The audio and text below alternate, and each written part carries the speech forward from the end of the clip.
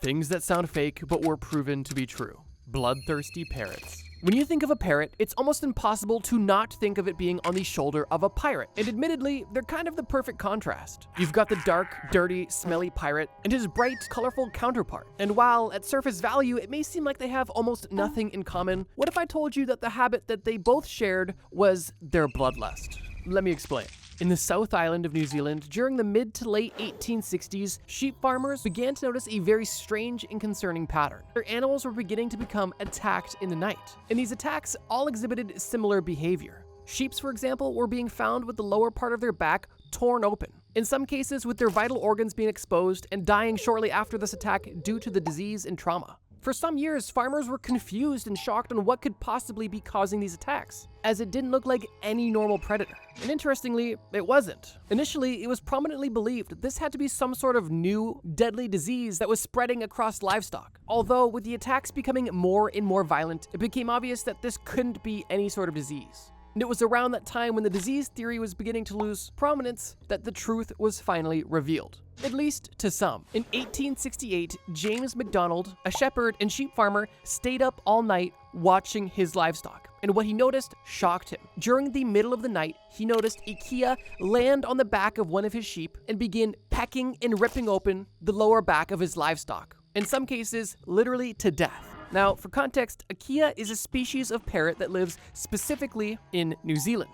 And surprisingly, there's actually over 400 different species of parrot. And interestingly, across almost all of these 400 species, parrots remain relatively similar. They are all extremely intelligent, and they are all, for the most part, herbivores, except for the occasional insect, which is considered rare. However, there is only a few species of parrot that have ever been known to feed off of dead animal carcasses, with one of those extremely rare species being the kea. And while the kea was somewhat known to pick at dead animal carcasses from time to time, nobody would have ever believed that this parrot was actively and aggressively hunting not only live animals, but live animals that were so much bigger than them. Which is why, at first, the kea was never even suspected. And it's also why, for almost nearly 100 years after that this was discovered to be going on, people still didn't believe that parrots were the cause of livestock being killed. And it actually ended up becoming a pretty large political issue in the South Island of New Zealand. You see, after it became obvious to farmers that their livestock was being attacked and ultimately killed because of the kea, they took it upon themselves to begin killing these birds at every opportunity to protect their animals. However, the scientific community was not happy with their actions whatsoever. And many naturalists and scientists at the time actually believed that farmers were making the entire thing up to justify killing birds for fun. And it was because of the scientific community's mindset that they actually actively dismissed all of the claims from these farmers, assuming they were lying for their own personal gain. And while that's definitely unfortunate, it's also not completely unreasonable, because it was also during this time that these birds were being hunted into near extinction. And it was due to the hunting of these farmers that caused the kea to be classified as a protected animal, meaning that the hunting of them was actually outlawed, which definitely didn't sit well with farmers who were actively having their livestock attacked by these creatures. However, ultimately their hands were tied. And also, if a kea happened to die on their property and nobody knew about it, I'm assuming those farmers wouldn't go rushing to tell the authorities. Regardless, when I say that the scientific community was not believing these farmers, I mean it. And this wasn't a multi-year thing. It took over a century for the scientific community to finally accept the fact that keas were actively preying on sheep and other large animals. Like I mentioned, the first eyewitness sighting of a kea attacking a sheep took place in 1868. And while after that time, locally, farmers knew who and what was attacking their sheep, the scientific community was not sold. And they remained unsold for a shocking amount of time. For example, in 1962, nearly 100 years after the original sighting, animal specialist R.J. Jackson decided to look into the case. And after reading all of the claims and looking at all of the photos surrounding kea attacks of sheep, he concluded that while the bird may or may not have actually attacked a sheep, the bird likely mistook the sheep for being dead, as the sheep was probably already sick, and the bird was in no way, shape, or form an actual predator. And that conclusion was more or less of the accepted reality until August of 1992, basically 130 years after the first eyewitness sighting. In August of 1992, the first ever videos were taken of keas attacking sheep in the night, and it was officially proven without the shadow of a doubt that at least some Kia will actively and knowingly attack and feed on healthy sheep, seemingly for no discretionable reason. In these videos, it was proven once and for all that the Kia will use its long, curved, and powerful beak to rip through the wool on the back of the sheep to get directly to fat deposits that were located near the lower back of the sheep. And interestingly, while the bird was not able to directly kill the sheep in most cases, infections from these large wounds caused by the birds were the most common cause of death after these attacks. After the scientific acceptance of this reality was officially formed, the most up-to-date conclusion we have about this entire phenomenon is that simply because the Kia is so intelligent, as a result of their intelligence, they become curious and opportunistic hunters. Meaning, at least some Kias realized that there is fat deposits in the back of sheep, and sheep are vulnerable to attacks on the lower of their back. And it's believed that in the Kia community, not every Kia does this because it's simply a learned behavior. And unless a Kia is taught this at a young age or discovers it on their own, they are unlikely to do such an attack. However, enough of them did learn this attack and created the situation I'm telling you about now. And it kind of sounds like I'm talking about Pokemon.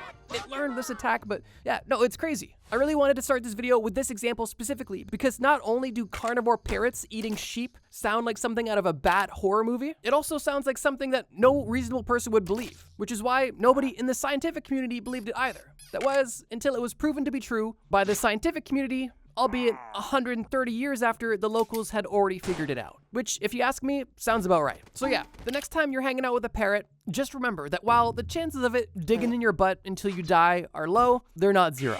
Map manipulation. I remember being a young bro sitting in geography class, just completely mind-boggled by the naming scheme of both Greenland and Iceland. To me, it made no sense. Why is Iceland so green? And why is Greenland so icy? At the time, it just seemed like some sick joke my geography teacher was playing, and I never felt like I got a true, satisfying answer. And if you've ever had a curiosity about this conundrum, then you've come to the right video. Because today, I've once and for all gotten to the bottom of why these countries have opposite names. And the explanation literally sounds like somebody made it up. But of course, it's true. The year is 950 AD, and Eric the Red had just been born in Norway. Eric lived a relatively normal Norse upbringing that was until his father was exiled from Norway, meaning that him and his entire family had to leave the country immediately. And they decided to get in a boat and sail west towards Iceland. And if you're curious where Iceland got its name, it's kind of debated, but the two most popular beliefs were that because the Vikings had very simple naming structures, they would just kind of name places after whatever they saw and then land. And it's believed that when settlers first landed there, they saw snow and ice and therefore named it Iceland.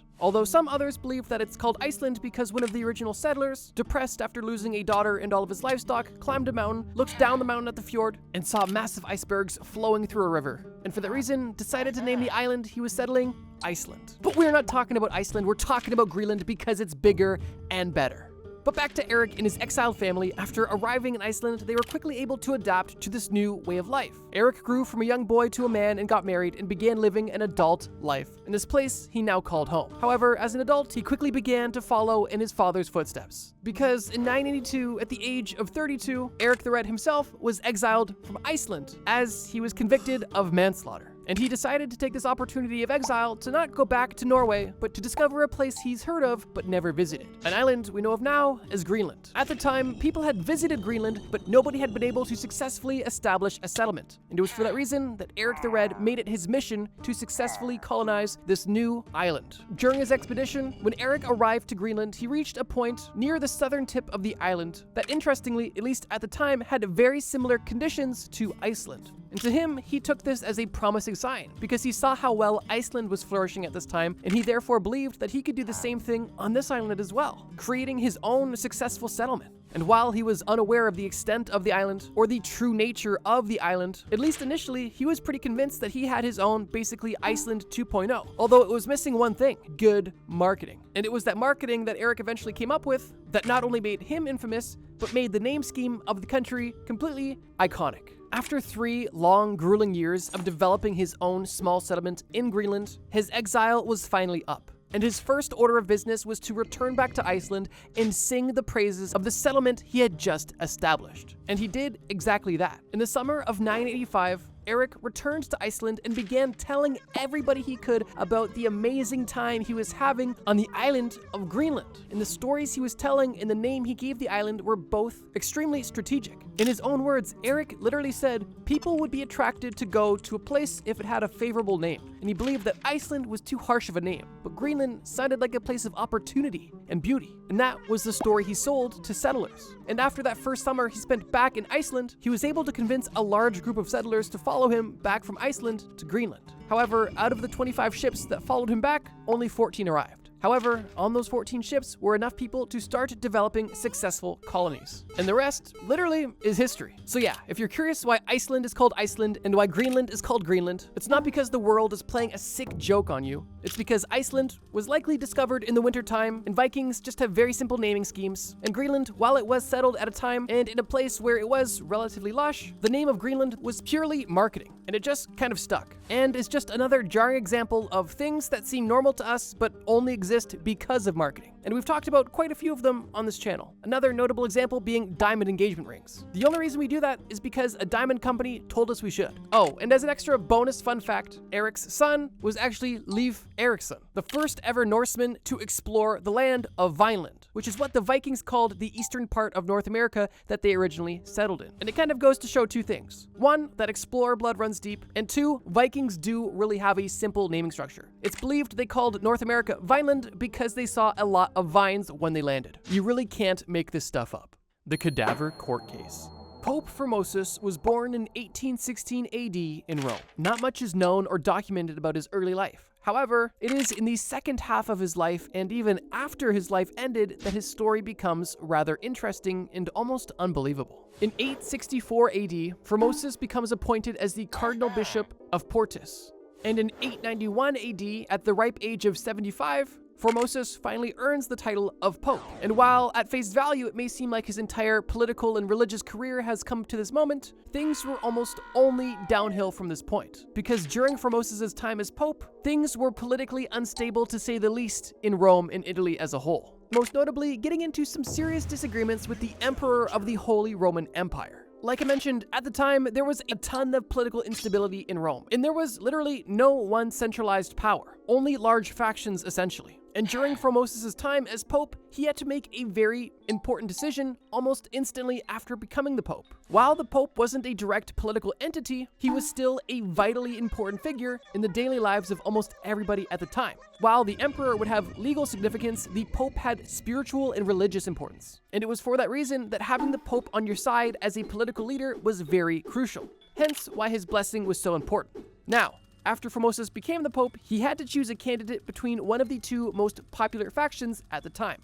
A candidate from the Spoleto faction or a Carolingian pick. And there is a ton of history and lore between these two factions. It really does go beyond the scope of the video. So for the sake of time and simplicity, just understand these two groups as opposing groups fighting for power in Rome. Initially, in 892, Formosus actually crowned the Spoleto pick as the co-ruler of the Holy Roman Empire, meaning he gave his blessing and endorsement to the Spoleto faction. However, only 3 years later in 895, Formosus decided that he kind of changed his mind and literally decided to invite the Carolingian pick, the Arnulf of Carinthia, to come and invade Italy so that he could actually come receive the crown from Formosus himself. Unsurprisingly, the Spoletans saw this as a major backstab to their cause and faction, although there wasn't much they could do at the time. However, only a year later in 896, both Pope Formosus and the new emperor that he had just crowned, Arnulf from Carinthia, both died of natural causes. And with the death of Formosus came a power vacuum. A power vacuum that allowed the Spoletans to finally regain control. However, it wasn't just power they were after. They also wanted revenge. Now, technically, after Pope Formosus died, there was another pope named Pope Boniface, but he was only a pope for 15 days and then died of gout, at least allegedly. And after Pope Boniface was Pope Stephen VI. And this pope was very sympathetic to the Spoleto faction and was likely installed by the Spoleto faction. Regardless, now with the Speletan Pope in power and more Speletan power than we've seen up until this point, there was truly only one way for the Speletans to get their revenge on Pope Formosus for what they believed to be the betrayal that he enacted on them. And how they decided about going about this revenge was by digging up the corpse of Pope Formosus, which at this point had been buried for over 9 months. The body of Pope Formosus was removed from its tomb, dressed up in traditional garb, and literally sat up on a throne in a traditional Roman court. And this decomposing corpse of a dead pope was officially on trial for perjury, violation of canon law, and illegally becoming pope. Now, while Pope Formosus was definitely not a perfect individual, and his entire religious and political career is pretty shoddy in some locations, there are many that remember him for the good that he did as pope, most notably advocating for a lack of nepotism within the church, as well as other notable reforms that are outside of the scope of the video. Regardless, there wasn't absolutely no basis for the crimes that this corpse was on trial for. However, most logically thinking people, even if they did believe that a dead person did something bad while they were living, wouldn't find it to be reasonable to then dig up the body of that individual after they died, to then put them on trial, to not only prove your point, but also to dismantle the legacy of that individual. And that right there was essentially the entire point of this trial. Obviously, the new pope and powers that be in Rome at the time, the Skeletons, were not trying to get Pope Formosus' side of the story. They simply wanted to go to extreme lengths to not only discredit his life's work, but to permanently embarrass him as a man to ensure that he was never remembered as a good individual, and was either not remembered at all or remembered for being a criminal. And on top of simply embarrassing Formosus himself, this display was also meant to not only embarrass but discourage the supporters of Formosus, with some taking this as a very real threat of violence if they happened to disobey the new pope or new powers at be. This trial took place in a cathedral in Rome in January of 897. And the entire situation is known as the Cadaver Synod, and it is regarded as one of the most insane recorded moments in human history, or at the very least in the history of court and law. Regardless, the result of the trial was, unsurprisingly, Formosus being found guilty of all charges. And as a result of that, he was in the courtroom stripped of all of his traditional garb. He was also stripped of his 3 blessing fingers, and then his naked, dead, decomposing body was dragged through town for all to see and threw his body into the Tiber River, essentially saying this man, who was once the Pope, was not even worthy of a proper burial. The ultimate goal of this entire situation was to permanently erase the legacy of Pope Formosus and forever discredit whatever shreds of his legacy still remained. But interestingly, it almost had the opposite effect, because while the powers that be may have been satisfied with this display, it was the locals who were extremely disgusted by this act. Both civilians and other political figures, those of which may or may not have agreed with Pope Formosus, but still saw this display as completely disgusting treatment of a previous pope. Public perception of the new pope quickly changed, riots broke out, and almost instantly after feeling like he just got his vengeance, Pope Stephen was stripped of power and thrown in jail, where he soon after died. The 2 popes following Pope Stephen ended up reinstating the legacy and importance of Pope Formosus and completely condemned the action of Pope Stephen. And they did actually give Pope Formosus a proper burial. And it's interesting because while the popes that came after Pope Stephen disagreed with him, they actually, believe it or not, didn't dig up his dead body to put it on court to publicly humiliate it and further try to prove their point. The entire story of the Cadaver Synod sounds like a bad fever dream. If you told me that during the 800s there was a pope that felt so betrayed by the previous pope that he decided to dig up his 9-month-old corpse only to dress it up, put it on court, find it guilty, take its clothes off, drag it through the street, and throw it in the river simply to prove a political point about revenge, I probably wouldn't believe it. Now, I would have believed it in almost any other context, but you would imagine that when it comes to the church, or at least the immense amount of respect that people have of the Pope, you would imagine people wouldn't dare do such a thing to the corpse of the Pope, if for no other reason than the fear of the potential spiritual repercussions. But even with the Cadaver Synod being one of the most unbelievable and crazy historic events that took place not too long ago, it's also a very gruesome and interesting display of what exactly can happen when power, politics, and religion corrupt the minds of individuals and allow them to justify some completely depraved actions. Now, if you are loving this video about things and stories that sound fake but are actually true and want to see a part 2, please leave a like or leave a comment below saying part 2 so that I know you guys want it. This video has been so fun to make, and there are literally so many things I could talk about that I really want to. And I guess if you haven't yet, consider subscribing. According to YouTube, only 35% of you guys are subscribed, which is insane. But with that, let's get to the final entry of this video. The Sleepy Shipwreck. If I were to ask you how you would go about surviving a shipwreck, what would you say? Would you suggest wearing a life jacket at all times? Staying only within the vicinity of an emergency boat while on the ship? Maybe staying sober for the entirety of your boat ride to ensure that you are always alert? What if I told you that, at least for some people, the secret to surviving maritime disaster was actually sleep?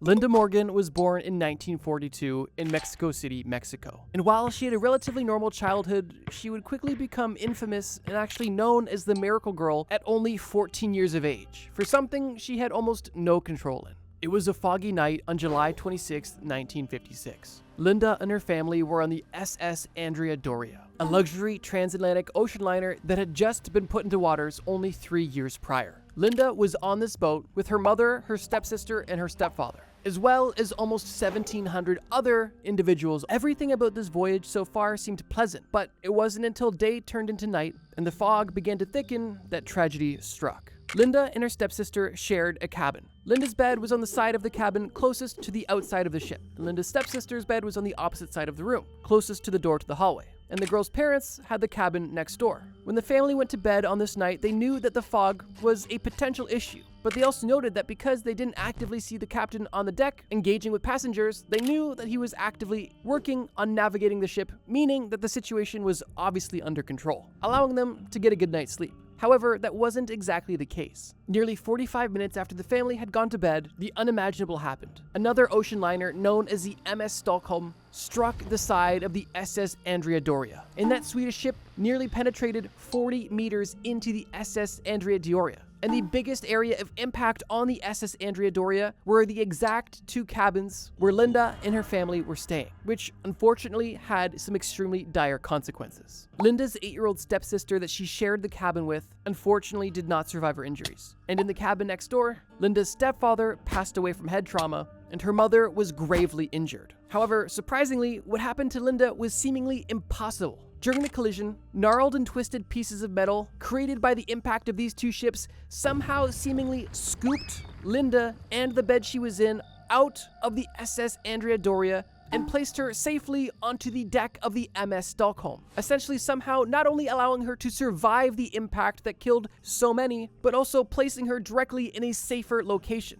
albeit not so gently. She suffered a broken arm and bloodied legs, as well as serious confusion and serious emotional trauma. When Linda awoke from her unconsciousness, I could only imagine the thoughts going through her head. She went to bed in a first-class cabin and woke up under the stars on a gnarled ship, somehow in the same bed. And it was for this reason when she woke up, she was screaming for her parents in Spanish. And surprisingly, a crew member on the MS Stockholm not only heard her screams, but spoke Spanish and was able to communicate with her, which is how he learned that this girl was not from the MS Stockholm. She was on the SS Andrea Doria and somehow was placed on the ship seemingly inexplicably. While the SS Andrea Doria did eventually end up completely sinking later that night due to the damage it sustained during the impact, only, and I use that word lightly, 46 people lost their life during this horrific accident, with a majority of those casualties taking place at the direct zone of impact, making Linda Morgan's story that much more unbelievable. Interestingly, Linda's biological father was a news reporter working in New York, and on the night of this tragic accident, he had to report the news of what had just happened, knowing that his daughter was on one of those ships and possibly dead. And while I'm sure that night for him must have seemed like an eternity, the following day he was informed that his daughter was alive and well. And shortly after he received this information, she, as well as everybody else on the MS Stockholm, did arrive in New York as safe and sound as they could be. And that fact alone is surprising enough that this ship, the MS Stockholm, with this much damage was able to make it all the way to New York from the crash site. But at this point, I'll take any good news I can get. And I would personally much rather an anomaly than a tragedy. Crazy mistakes that changed history forever.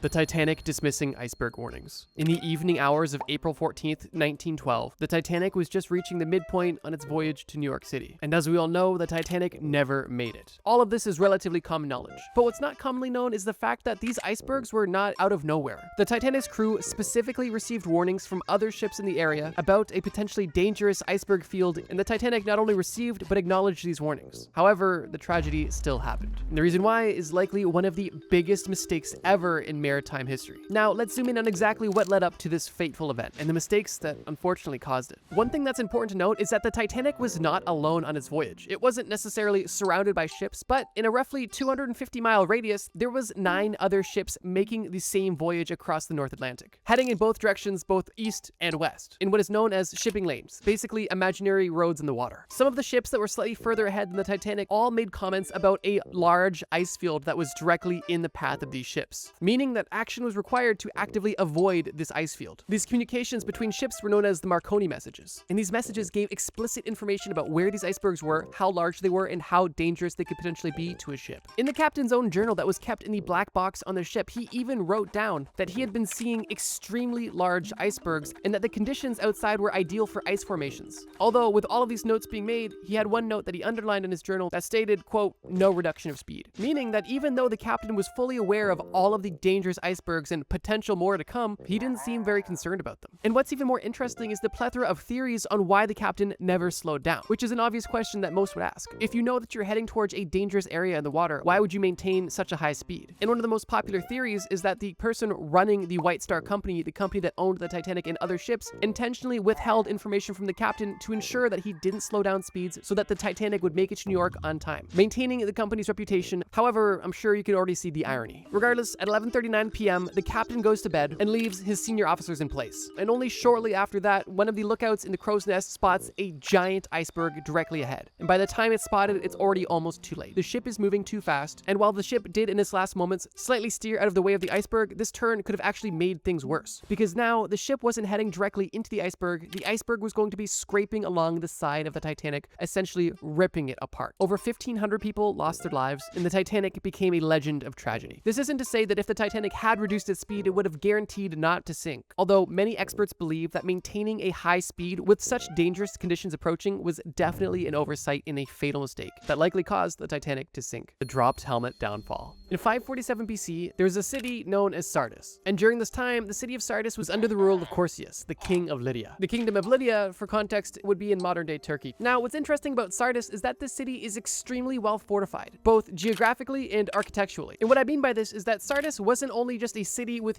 huge castle walls, it also was built on top of very steep mountains, meaning that this was one place that you would not want to try to siege simply because of how unoptimal this place would be to attack. Croesus would have such an advantage when it comes to high ground invisibility and knowledge of how to navigate the landscape. Anybody who would try to attack and siege the city would essentially have a death wish. That was until Cyrus the Great entered the chat. Cyrus the Great heard that Croesus was actually busy doing some other battles that he wasn't doing too well in, and because Croesus wasn't doing so well, he disbanded his troops and was basically taking the winter off to try to refight in the next spring. But when Cyrus the Great got word that Croesus was disbanding his troops, he figured now would be the perfect time to try to siege this impossible city. And that's what happened. Cyrus and his troops showed up on the ground outside of Sardis, and Croesus, kind of shocked that they were even there, quickly gathered all of the troops that were within the castle walls, and a battle ensued. Interestingly, Cyrus actually won this initial battle outside of the castle walls. However, Sardis was still not sieged, and was still believed to be unsiegeable. And Croesus himself was still confident they would never get inside the city walls, and this confidence wasn't unfounded. There was literally ancient prophecies stating that this well-fortified city could never be captured. That was until one tiny mistake was made. One motivated soldier in Cyrus's army was taking a walk around the mountain when he found himself near the back of this massive mountain, simply looking up and watching the city, when he noticed one of the Lydian guards at the top of the hill. The Lydian guard didn't notice the soldier, so the soldier just watched him to see if there was anything he could learn. And what happened definitely changed history. The Lydian soldier, not paying attention, accidentally dropped his helmet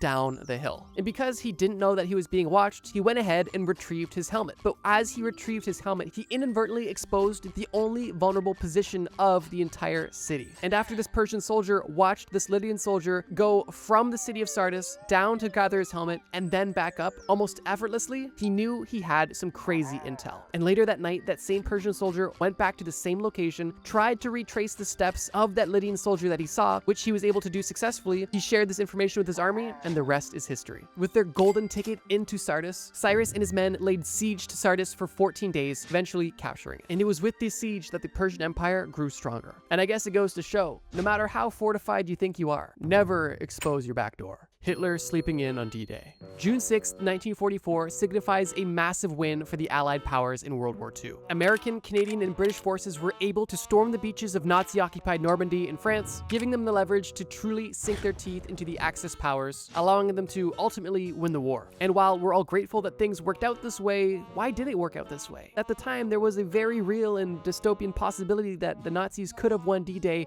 and history would have looked a lot different. But that's a bit off topic. The biggest contributors to the Allied powers powers' success on D-Day comes down to two major points. One being the Allied powers' general clever strategy, and the second being a general lack of planning and communication in preparation for this attack. And when I say in preparation, I mean the Germans knew that the coast of France was susceptible to an attack, and they were at this point expecting it. But the only problem was they didn't know where the Allied forces would attack, and this was the major problem internally. Hitler and other high-ranking officials believed that Pas de Calais is undoubtedly where the Allied powers would try to land. However, other officials believed that Normandy was also a possibility. There was no general consensus on where they could have landed, and Hitler's solution was to spread out troops all across France's shoreline. And while this seems logical, it had a major flaw. No one individual location was extremely well equipped, and when the invasion did happen, it would take some time for a counterattack from the Germans to gather all of the other troops from the shoreline to the one area where the actual battle was happening. This mismanagement alone could be considered its own historical mistake, but it doesn't end there. Due to some previous red herrings that the Allied powers threw, specifically staging a false invasion on Pas de Calais, when the actual attack on D-Day happened, German troops weren't sure if this was a real invasion or simply another distraction, which leads us to the situation I mentioned earlier. On the morning of D-Day, when the attacks started happening, Hitler was fast asleep. It's reported that he was up late the night before watching newsreels and fell asleep around 3 a.m. Now, interestingly, because the high-ranking officials did not believe that the attack on Normandy was not the major attack that they saw coming, they decided that it was not worth waking up Hitler, and they decided they would allow him to wake up and then they would figure out what to do next. However, that window from the storming of Normandy to when Hitler woke up and began to make counterattack plans, significant progress was already made by the Allied powers, leaving Germany in a really bad spot. Now, this doesn't mean that the Allied powers had no resistance. The Allied powers had to fight against extreme resistance and saw countless tragedies during this battle, with one of the biggest reasons being the Germans fought like hell because it was very well known among the high-ranking Nazi officials that if the Allied powers were able to successfully storm the beaches, they would have at that point won the war. So even though the Germans were unprepared for this battle, they still fought as hard as they could because they knew that this battle would likely be one of the last, which wasn't far from the truth. Hitler spread his troops way too thin, tried to keep too tight of a grip on the entire operation. His high-ranking officials didn't take the attack on Normandy seriously and didn't wake him up, and for that reason, Hitler slept in until 10 a.m., 3.5 hours after the massive naval and aerial bombardment started to take place on French soil. And I think it's important to note that while this was a mistake on Hitler's part, this mistake gave the Allied powers a lot of leverage, and the impact this had on history was net positive, so sometimes mistakes can be good, if they're made by bad people. This video in total could have been 10 hours long with all of the insane historical mistakes, and while I can't make a 10-hour long video, I can make this video, and if you guys really like this video, I can make a part 2. So if you guys are interested in seeing even more, please let me know in the comments below by either commenting part 2 or even just leaving a like. Your guys' support always means a lot, and if you're new here, feel free to subscribe. We post every Friday. Let's move on. The Trojan horse. Right off the bat, I'm gonna say there's definitely a lot of skepticism surrounding the entire Trojan War situation. At this point, archaeologists and historians are pretty certain that the Trojan Wars, happened, although there is a lot of legend and myth surrounding the entire situation, specifically demigods and divine intervention and things like that. Another very popular possible myth is the Trojan horse situation. And while it's not exactly proven to be true, it also hasn't been proven to be false either. So keeping that in mind, I'm going to tell the story as there is real historical roots, and the story is still rather compelling and interesting. So as the story goes, during the Trojan Wars, the Greeks came up with a very interesting method of attacking the city of Troy from the inside. That method involved a large wooden horse. Now, some versions of the story claim that the Greeks actually gifted the horse to the Trojans as a peace offering, saying, hey, we don't want any problems, here you go, you can have this horse. But another version of the story that I think is more plausible, assuming the situation is real, is the fact that the Greeks were extremely deceptive with how they delivered this horse. Some versions of the story claim that the Greeks intentionally left the horse near the city of Troy and made it seem like they spent so much time on it, but then at the last minute abandoned it for mysterious reasons. Information was given to the Trojan authorities saying that the Greeks were building this horse as an offering to the god Athena. And because the Trojans didn't want the Greeks to have any sort of divine superiority, they decided they would steal the horse and offer it to Athena themselves, then getting the preference from the gods. Both stories are right out there, but I do believe that them stealing it for their own gain is a lot more likely than them accepting a massive questionable gift from their enemy at the time. Regardless, once this wooden horse was within Trojan walls, the hidden Greek soldiers inside waited until nightfall, slowly and quietly exited the horse and began killing the guards. They then opened the gates into Troy and allowed all hell to break loose. And while I'm keeping this one a bit short simply because there is very murky facts associated with it, the city of Troy did exist, it did fall, and the Trojan Wars were a thing, the exact details on the ongoings are interesting. And while the story of the Trojan horse is more or less at this point considered legend with possible historical roots, it's definitely not confirmed. And while it's hard to say that that situation that maybe didn't happen changed history forever, I still think it was worth mentioning. Because whether the situation happened or not, we still learned a valuable lesson from this legend.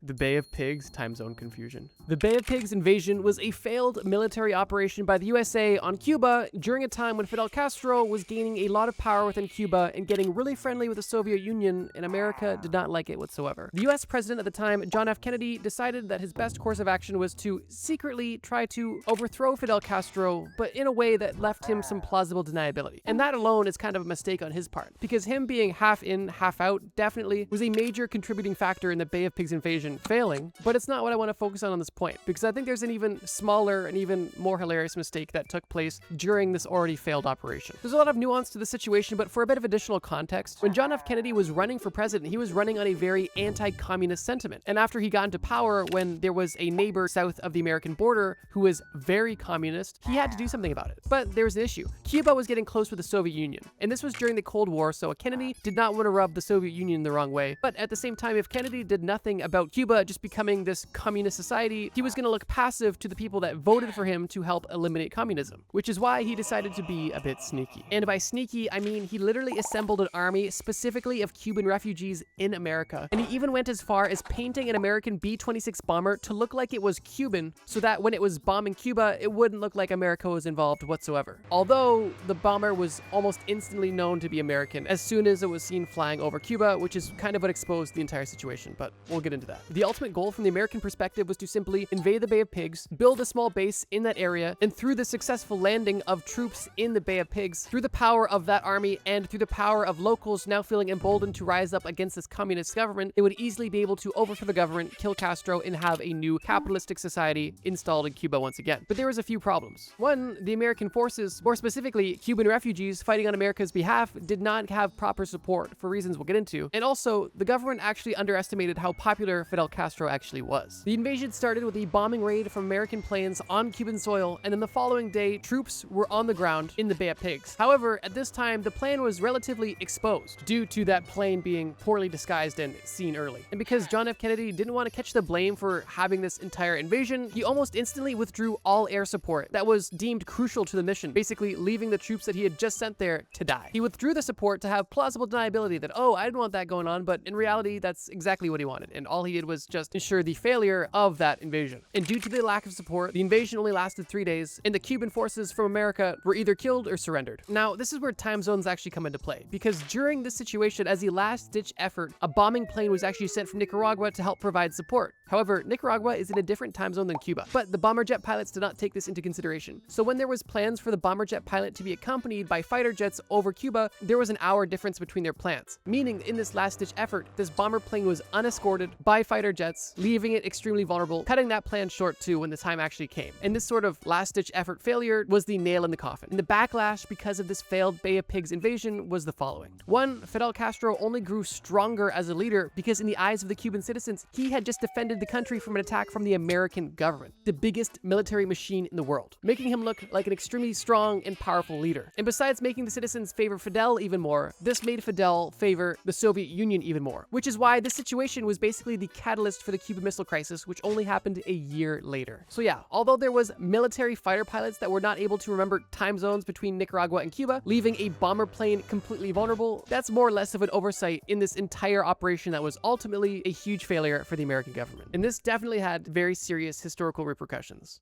NASA ignoring Challenger warnings. In 1986, the space shuttle known as Challenger was set for an amazing mission. The shuttle had 7 bright astronauts on board, and this crew was ready for takeoff. And on 11:39 a.m., just off the coast of Florida, the Challenger spaceship took off. Things looked relatively normal until just over a minute after the launch took place, the situation turned catastrophic. The space shuttle broke apart and disintegrated 14 kilometers in the air, leaving all 7 of the astronauts dead. This failed launch was a national tragedy. However, it could have been easily prevented. You see, after this devastating launch, a huge investigation was underway, and what they eventually ended up finding was that the cause of this entire explosion was the shuttle's rubber O-rings, which may seem like a non-crucial component, but in this case, these components were extremely crucial because they actually sealed the rocket boosters. And if you don't have sealed boosters, then hot gases can escape, and having hot gases right next to massive fuel tanks is a recipe for disaster. And unfortunately, that's exactly what happened. Now, obviously, hindsight is always 20/20, and if they had that information previously, they could have prevented it. But they did have this information. Months before the launch, one of the engineers on the project, Roger Boyce-Jolly, along with other engineers, both repeatedly warned NASA that the O-rings on the boosters may not function properly in low temperatures. But these weren't just verbal warnings. Boyce-Jolly even submitted a formal, detailed memo emphasizing the serious concerns and the potential deadly consequences. And even though numerous engineers warned about a potential fatal flaw with this launch, NASA ignored all of the warnings. Obviously, the mistake in question. But it doesn't end there, because once it was clear that NASA was not taking these concerns seriously, a group of individuals formed, making it their mission to stop this launch for the safety of the astronauts, although they didn't have the authority or support to actually prevent the launch from happening. And despite NASA being aware of the potential flaw, the launch still took place, and the world lost 7 astronauts, and NASA lost a lot of trust. One of the most devastating parts of this entire situation is that NASA knew that the specific failure of this O-ring would only be triggered by a cold environment. And even with this information, they decided to launch the rocket in January, which in Florida isn't typically that cold, but this day that it launched was particularly cold, and even still, with both of these factors, they still continued to launch on that day. When doing research for this section, I actually watched a video by Free Documentary on YouTube that has a full 50-minute breakdown on why this entire situation happened. And while I totally recommend going and watching that, and I'll leave a link to that in the description, I wanted to quickly highlight the comments, because there was a lot of people commenting on this video that had personal experiences that were honestly heartbreaking. One of which comes from Leslie, where she states that her father was actually one of the engineers who tried to stop the launch. However, because him and other engineers weren't able to prevent the launch, when the eventual launch ended up happening and taking the lives of 7 astronauts, her father, as well as other engineers, became severely depressed simply because that they felt they had failed the astronauts and even had a hand in killing the astronauts because they were unable to prevent the launch, which is truly terrible. Obviously, they were not responsible for the deaths whatsoever and actively tried to prevent them. However, NASA was unwilling to take their advice. The Chernobyl disaster. The story of Chernobyl is one that we are all likely familiar with at this point in time, but it cannot be understated how much of an impact this tragedy had not only on innocent civilians, but also on the outlook on nuclear power for decades to come. Ironically, the Chernobyl disaster took place once again in 1986. Not a good year for global tragedies. And while this situation was different, it did have some overlap, specifically with the fact that this disaster too could have been easily avoided with simple safety regulations. The Chernobyl power plant was one of the most advanced in the entire country. Specifically, Reactor 4, the reactor that exploded, was the newest, only being made 3 years before the disaster. On the day of the tragedy, a safety test was supposed to be carried out by the day crew during their shift. However, they did not carry out the safety test during the day, so the night crew had to take over. This doesn't seem like a big deal until you understand that the night crew was not nearly as trained as the day crew, and they were not supposed to be doing safety tests. However, in this case, they did. They had minimal time to actually prepare for how this was going to happen, or how to properly deal with any sort of adversity in case something went wrong. And on top of their poor training and lack of experience, the Soviet Union was also very secretive about this technology in general. So even the people that were experienced in the situation were not fully in the loop with how everything was even operating to begin with. However, the night crew went about doing the safety test, and this safety test is exactly what resulted in the explosion of Reactor 4. Now, this isn't to say that this was the only issue that took place within Chernobyl, because at this point it is well known that Chernobyl had serious design flaws that were essentially destined to fail. And similar to the situation we just talked about, there was people working within the Chernobyl power plant that had reservations about the entire system that they were even using. Although, once again, their warnings were ignored. One of the biggest design flaws was that Chernobyl actually had a positive feedback loop when things were not going good. In most other nuclear power plants, if things were to get out of control, there would be a negative feedback loop, meaning that even without any human intervention, if the power plant was out of control, the reactor would by default cool down, produce less energy, and eventually fizzle out. However, with Chernobyl, things were designed with a positive feedback loop, meaning that if things got out of control, the generators would only get hotter and hotter, creating more and more power, which would only then get hotter and create more power until the eventual explosion. On the day of the actual explosion, only 2 people died. Although in the 2 weeks following the explosion, 28 firefighters who were working on putting out the actual fire that took place in combination with the exploded reactor died due to radiation sickness. That's over 10% of the firefighters that helped put out the initial fire. Immediately after the explosion, 115,000 people were evacuated from a 30-kilometer radius, and 8 tons of radiation were shot into the atmosphere, which eventually made its way over almost all of Europe. And after everything was said and done, the toxicity of the radioactive cloud that came out of this explosion was equivalent to 400 Hiroshima atomic bomb explosions, not in terms of actual explosive disaster, but specifically in terms of radioactivity. As of right now, this entire situation cost over $700 billion US,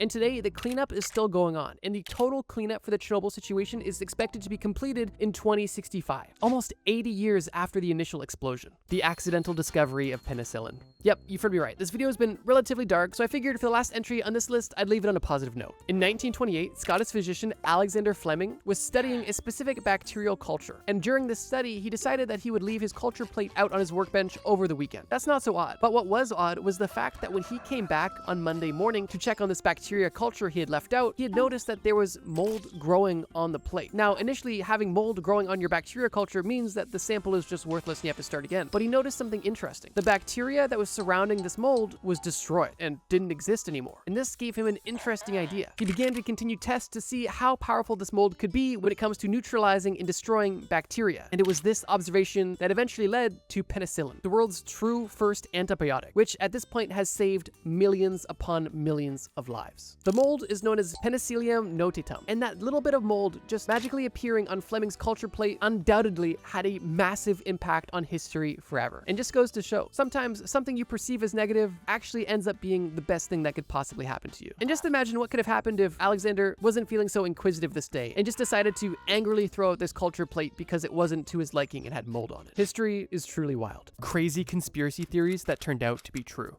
Operation Cauldron. The year is 1952, and the British government has just started a secret trial of biological weapons. This secret operation involved scientists from both the Royal Navy and Porton Down, and their job was to release biological agents onto caged monkeys and guinea pigs to see exactly what would happen. And the specific biological agents that these scientists were releasing onto these animals were the following: the pneumonic plague, the bubonic plague, brucellosis, and tularemia. The ultimate goal of these secret operations were to see what the actual effects would be on these animals to test their effectiveness in a warfare situation. But of course, it doesn't end there. This is only the beginning. And Britain isn't even the only government involved. Even though this entire operation is undertaken by Britain, these secret tests were actually a joint venture between the United States and Canada as well. And due to this collaboration, US documents actually later confirmed that this operation was not purely defensive in nature, like they tried to initially claim once they were exposed, but I'm getting ahead of myself. Now, when doing testing with extremely infectious diseases, especially when you're doing it in secret, you have to make sure that you're doing this in a way that is extremely covert and safe to ensure that nobody sees it and the spread of this disease does not go outside your test subjects. And for that reason, the British government decided that the best way to execute Operation Cauldron was by literally taking a floating pontoon, putting it off the coast of the Isle of Lewis, filling it with 83 monkeys and 3,492 guinea pigs, dragging them into the middle of the water, and then, once this worst recreation of Noah's Ark ever was in the perfect position, the biological agents that I mentioned earlier were then dispensed onto all of these animals. The first way they infected these animals was by suspending a bomb, which then infected everybody, and the second method was by literally just spraying them as well. And I mean, if they already were able to spray them, then why did they need the bomb? Regardless, once the biological agents were dispersed over all of the test subjects, the animals aboard were then taken onto a boat and then dissected to see their cause of death. I just want to quickly point out how crazy it is that the British government is literally testing out a bubonic plague biological weapon in an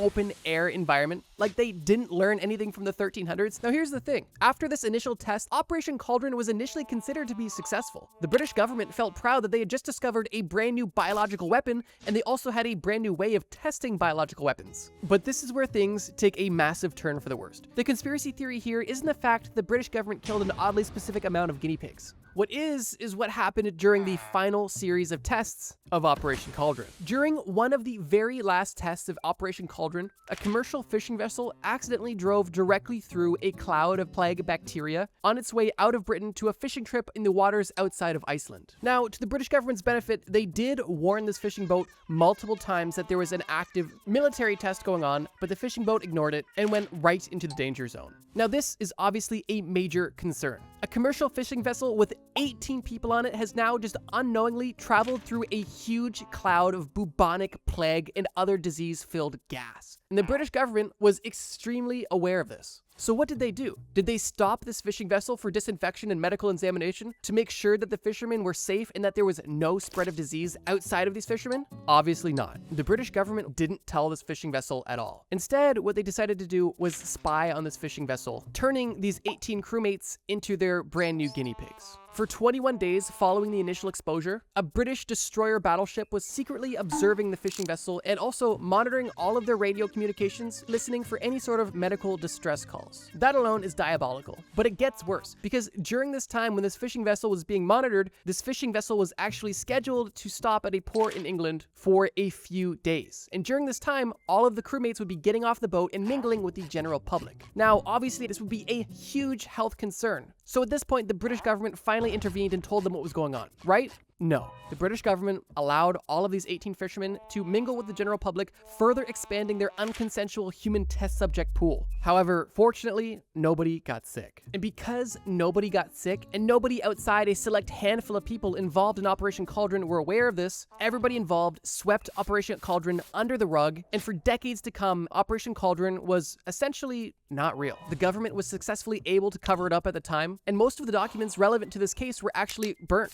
And that is where the story would have ended. That was until rumors started floating around that eventually became a conspiracy theory. And by the time that these rumors and conspiracies were really starting to gain some traction, there was finally some investigation that was taking place. One of the first acknowledgments of this conspiracy was in 1979, literally 27 years after the experiment, when one of the MPs of the Western Isles, the area where this experiment took place, acknowledged this conspiracy and even questioned the defense secretary about them in Parliament. However, the defense secretary literally just said, quote, "They did not impinge in any way on the general public," and the case at that point was essentially closed. That was until 6 years later in 1985, when a whistleblower named Clive Ponting came across one of the files surrounding Operation Cauldron that had not been destroyed. And with Clive wanting the public to be aware about this crazy experiment, Clive anonymously told the Observer newspaper about it, which led to the Observer writing an article headlined, "British Germ Bomb Sprays Trawler." But even with this crazy story being exposed and making headlines, it was still not confirmed or acknowledged by the British government. 9 years later, in 1994, it was once again brought to Parliament, but shut down for being unsubstantiated. But then, finally, on January 21st, 2008, the Information Commissioner's Office ruled against the Ministry of Defense, forcing them to release everything they had about Operation Cauldron. And the biggest smoking gun that still existed was a 47-minute long video that showed the exact pontoon that was used and footage of exactly what happened on that pontoon. This 47-minute long video literally exposed everything, and at that point, it was confirmed 56 years later that this crazy conspiracy theory was actually the truth. The business plot. The year is 1933. Franklin D. Roosevelt, or FDR, has just been elected as the 32nd president of the United States. However, some people are not happy about this election, specifically some of the most wealthy and powerful businessmen in America. Why were these wealthy businessmen upset about FDR becoming president? Well, that's because FDR had a major plan to implement social programs within the United States, along with other progressive policies, and most notably, a shift away from the gold standard. Now, with all of these new political changes about to be implemented under FDR, what do you think that these powerful businessmen did in retaliation? Do you think they maybe donated more money to the other party next time the election rolled around? Or do you think that they tried to organize a coup to overthrow FDR to have a fascist regime installed within the United States of America? Well, if you're watching this video, you know it's the last one, but let me explain. Smedley Butler is a retired military corps major general, and in 1933, he was retired and highly decorated, and also a very outspoken anti-war activist. Smedley Butler was generally respected, but was specifically adored by the veteran population within the United States, a population that was relatively large after World War I. And because all of the most wealthy and powerful businessmen were upset that FDR was about to fundamentally shift the country, at least in the eyes of these men, they decided that their best course of action was to orchestrate a coup and to have Smedley Butler be at the forefront of it. And the reason why they wanted Smedley specifically was because he was respected by veterans. And for that reason, if they could get Smedley on their side to spread their message, then these veterans would feel inspired to follow their ideology, and they could use that manpower to overthrow the government. That was the idea, at least. The first point of contact between these wealthy businessmen and Butler was when Gerald C. McGuire approached Butler and simply probed him about his stance on FDR to kind of get a temperature check on Butler. And Butler, assuming something was going on, kind of played along and acted like he wasn't on FDR's side when he actually was. And it was at that moment when Butler was aware that some of the most powerful businessmen were all on the same page about financing a private army, bringing all of this manpower armed directly to the White House, and then giving FDR a list of commands to submit to, and the business plot, aka the fascist regime, would be then installed. The crazy thing is, all they asked of Butler was to give a speech. This coup already had a plan on exactly how they would organize, finance, and manage this small army and overthrowing of the government. The only thing that they wanted Butler for was to give a pre-written speech at the American Legion Convention, with the hopes that the speech would resonate with these military veterans, causing them to join this coup, allowing these businessmen to follow through with their plan. And as a reward, these people would make Butler the fascist dictator of this new American regime. Now, fortunately, this was something that Butler had absolutely no interest in. And although he declined requests to give speeches on numerous occasions and also made it clear that he was anti-war and also anti-banker, these individuals were so stubborn and so certain that Butler was the man to help their dreams come true that they were very persistent. So persistent, in fact, that in 1934, only 1 year later, Butler testified under oath before the United States House of Representatives Special Committee on Un-American Activities, specifically about the revelations he had about this entire plot. But this is where things get a bit murky, because the initial conspiracy theory of was there American businessmen having secret conversations and planning a coup to overthrow FDR to reinstate the gold standard a real thing? Yes. And unless you believe that Butler was lying under oath, then that plot was absolutely confirmed to be true during Butler's testimony. But where things get murky and I guess unconfirmed was the exact length that this plan was actually going to go through. Because when this entire situation was initially exposed, a lot of powerful people, specifically the governor of New York and other politicians, tried to laugh it off as, oh, well, Butler is over-exaggerating this. This wasn't actually going to happen. These were just rich guys that were upset and they were just chatting ideas, but this wasn't real. And this sentiment by some is also confirmed by the ultimate decision of the Congressional Committee. One, because nobody was ever prosecuted when this was brought to light, and also the Congressional Committee final report said, quote, "There is no question that these attempts were discussed, were planned, and might have even been placed in execution when and if the financial backers deemed it expedient." But that's the issue. Might have been placed into execution. That plausible deniability gave these extremely powerful men an out to not be prosecuted, to not be further questioned, and also to allow them to have the story of, oh, no, that wasn't real, that was just an idea, when the plan ultimately failed and was exposed to the general public. Big Tobacco lied to you. In today's day and age, we know that smoking cigarettes has numerous side effects. We know that tobacco is bad for you. We know that inhaling carcinogens is not good for your lungs. And we know that nicotine is extremely addictive. And fortunately, this is all now common knowledge and adults can make their decision on what they want to do. But prior to the 1990s, major tobacco companies had the general public in a chokehold, nearly convincing the world that smoking cigarettes was not only a good thing to do, but potentially even healthy for some situations. Now, the real paradigm shift around cigarettes happened in the 1990s, when whistleblowers were exposing the tobacco companies for all of the nefarious activities they were doing. However, that wasn't the first or only time that science proving cigarettes were bad for you actually came out. In the early 1950s, there were multiple scientific studies proving a link between cigarettes and cancer. And it was with the publishing of these studies that the American tobacco industry ramped up their marketing to the absolute next level to ensure their chokehold on the American public and to ultimately assert their dominance and maintain their fortune. But even before these studies came out, the marketing was still heavy. Like, for example, take the 1920s. During the 1920s, it was frowned upon for women to smoke. So for that reason, these tobacco companies took it upon themselves to shift the American mindset on women smoking so that these tobacco companies had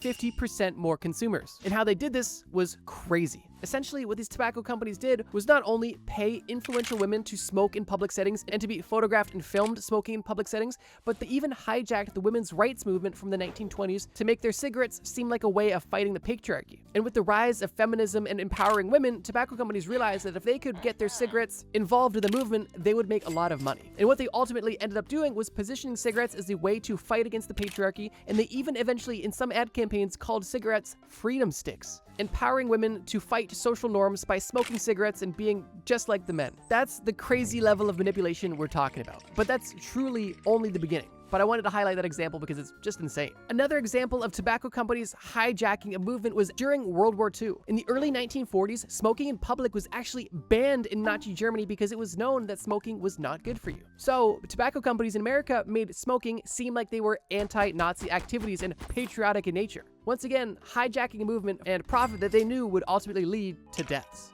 But on top of hijacking women's rights movements or wartime movements, the tobacco industry was not a stranger to creative advertising. And the tobacco company Camel had some extremely notable advertisements specifically featuring doctors and dentists that literally said something along the lines of most doctors smoke Camels, which is literally an endorsement from doctors to smoke cigarettes. And these ads ran for decades. And with that association of doctors and surgeons with cigarettes, obviously they have to be healthy, right? Oh, and let's not even forget the literal Flintstones cigarette ads, obviously aimed at targeting children to get interested in cigarettes as well. At this point, I know I'm not saying necessarily anything new, but I really want to emphasize this point that during this time, prior to all of the anti-tobacco messaging that most of us grew up with, or at least experienced and saw the shift in our lifetime, the perception of cigarettes was completely different in past times. And I'm really trying to emphasize that point, that how strong the marketing and propaganda was in the name of tobacco. Which leads us to the conspiracy theory at play. It was claimed that all throughout the early 1900s, from basically 1900 to the 1990s, Big Tobacco had no idea that there was any negative side effects of tobacco. They were claiming that through all of the research that they did, there was health benefits and negligible side effects to tobacco, and for that reason, they were doing nothing wrong in their marketing or advertising, and their product was completely fine. Now, obviously today, we know that's not true at all. Although, at the time, the conversation was still ongoing, and it was up for people to decide whether they wanted to believe reports that were not typically marketed, or the marketing that was shoved down their throats on a daily basis. In 1964, when another major report came out, once again directly linking lung cancer in cigarettes, did these tobacco industries do anything to change their blend? Did they potentially stop selling their products? Did they recognize what they were doing was hurting people?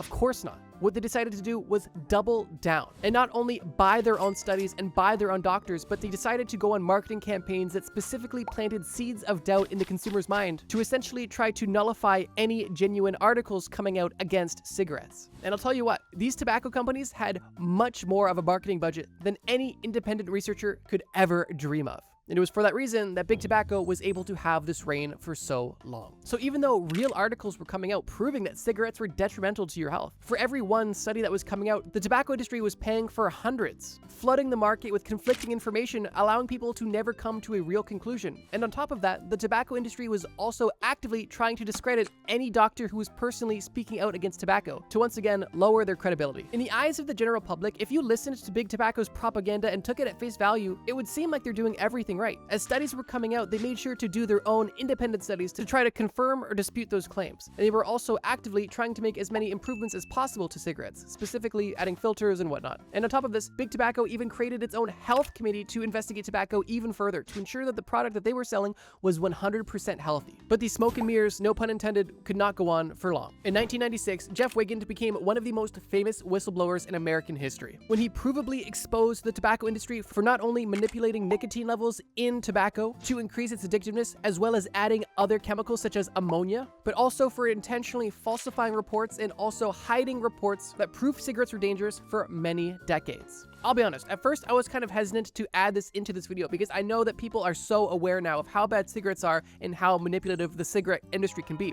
But I wanted to reiterate some key examples and also make the point extremely clear that there was once a time when people believed the propaganda from cigarette companies. And there was multiple decades where the cigarette companies had the American public and the world in a chokehold, specifically because of their targeted propaganda. And it has taken many decades, banning of advertisements, multiple whistleblowers, numerous studies proving the link between tobacco and cancer, just to try to make a dent in the massive narrative that the tobacco company built for the last near century. But yeah, it literally changed how Americans perceived marketing and corporations forever. And for that reason, I thought it was worth keeping in this video. But let's move on. The Oak Ridge experiments. At this point, everybody and their grandmother knows about Project MKUltra, and we've even talked about it in this exact series. But did you know that Canada had its own secret MKUltra project and is still currently being investigated by the Canadian government? That's right, it is called the Oak Ridge experiment. Oak Ridge, for years, was the only forensic hospital in Ontario for people that were deemed criminally insane. And for that reason, Oak Ridge was the place that people were sent to who truly needed a psychiatric recalibration. And it was believed that the new experiments that were going on within the Oak Ridge walls were beneficial.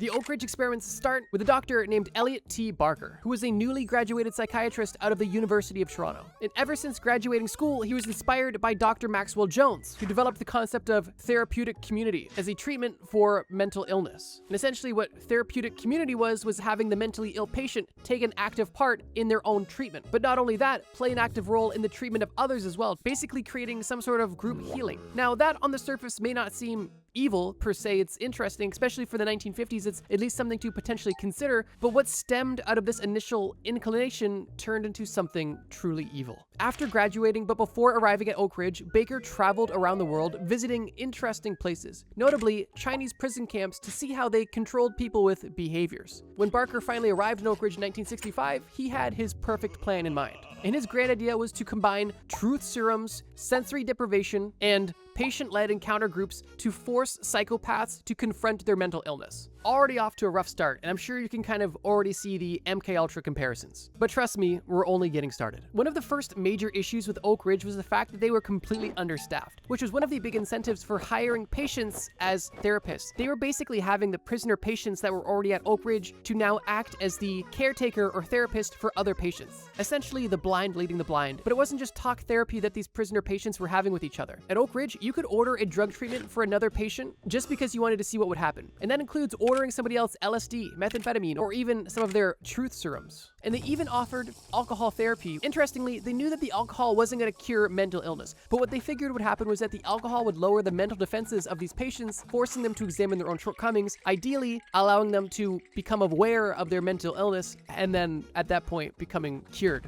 That was the mindset, at least at the time. And while it's an interesting hypothesis at best, this was taken as truth and implemented in the worst way possible. The experiments that took place under Barker at Oak Ridge became more and more depraved and more unconsensual, and typically included patients with numerous experimental drug treatments multiple times a day, essentially keeping the inmates drugged out of their mind to the point of psychosis. One of the men that was held at Oak Ridge said the following, quote, "They gave you 6 shots a day of that stuff. By the end of the day, you didn't know who you were or what you were doing. You can't do that to people over and over and call it treatment, because that's just a nice word that people want to hear. The real word is torture, because that's all it was, beginning to end." And the experience that one man had within Oak Ridge was not uncommon. That was essentially the norm. But on top of just injecting drugs into prisoner patients, they also took it a step further. Barker, shortly after, invented something known as the Total Encounter Capsule. And essentially what it was a windowless room with padded walls, no furniture, and only an open toilet. There was no lights, there was one hole for food, and that was it. Prisoners would be sent in this room naked and would be in there alone in the dark for as long as 10 days at a time. Now, similar to MKUltra, the point of these experiments were to try to break the mind of the individual. Although with MKUltra, the goal was mind control, and with the Oak Ridge experiments, the goal, at least allegedly,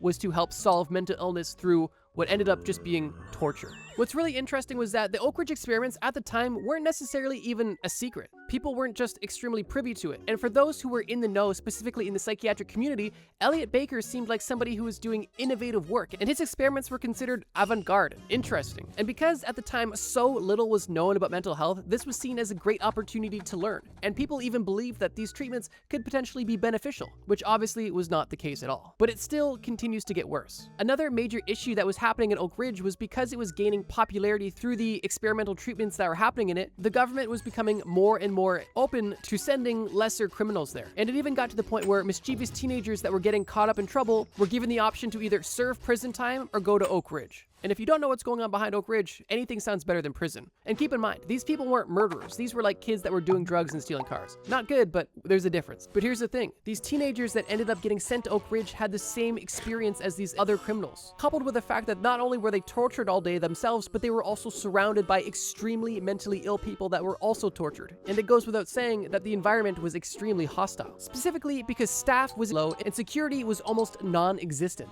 Patients had to fend for themselves, and in some cases, they were literally taking care of each other, although I use the term taking care of lightly, because they were responsible for each other, but nothing beneficial was happening. And unfortunately, some extremely depraved things were happening. But in case that isn't bad enough, in 1976, another forensic unit was opened, this time for women. I guess I forgot to mention it, but Oak Ridge was only for men, so they opened another location specifically for women. The location opened with 30 extremely mentally ill women, and unfortunately, these women were subject to the same conditions as Oak Ridge, but there was something worse happening. Because while at Oak Ridge, inmates were taking care of each other, in this new all-female facility, they decided that it would be smart to take some of the men from Oak Ridge to bring them to this new female facility, giving these men the role of therapist. That's right, some of the most dangerous men in Canada, a lot of which who were in Oak Ridge for sexual-related crimes, who have been tortured for the last few years, are now going to be sent to an all-women's facility with low security to act as some sort of authoritative figure. I'm sure you can only imagine what happened, and unfortunately, it was probably even sadder than you could possibly imagine. So yeah, we all know about MKUltra, but in the 1960s and 70s in Canada, the exact same things were going on.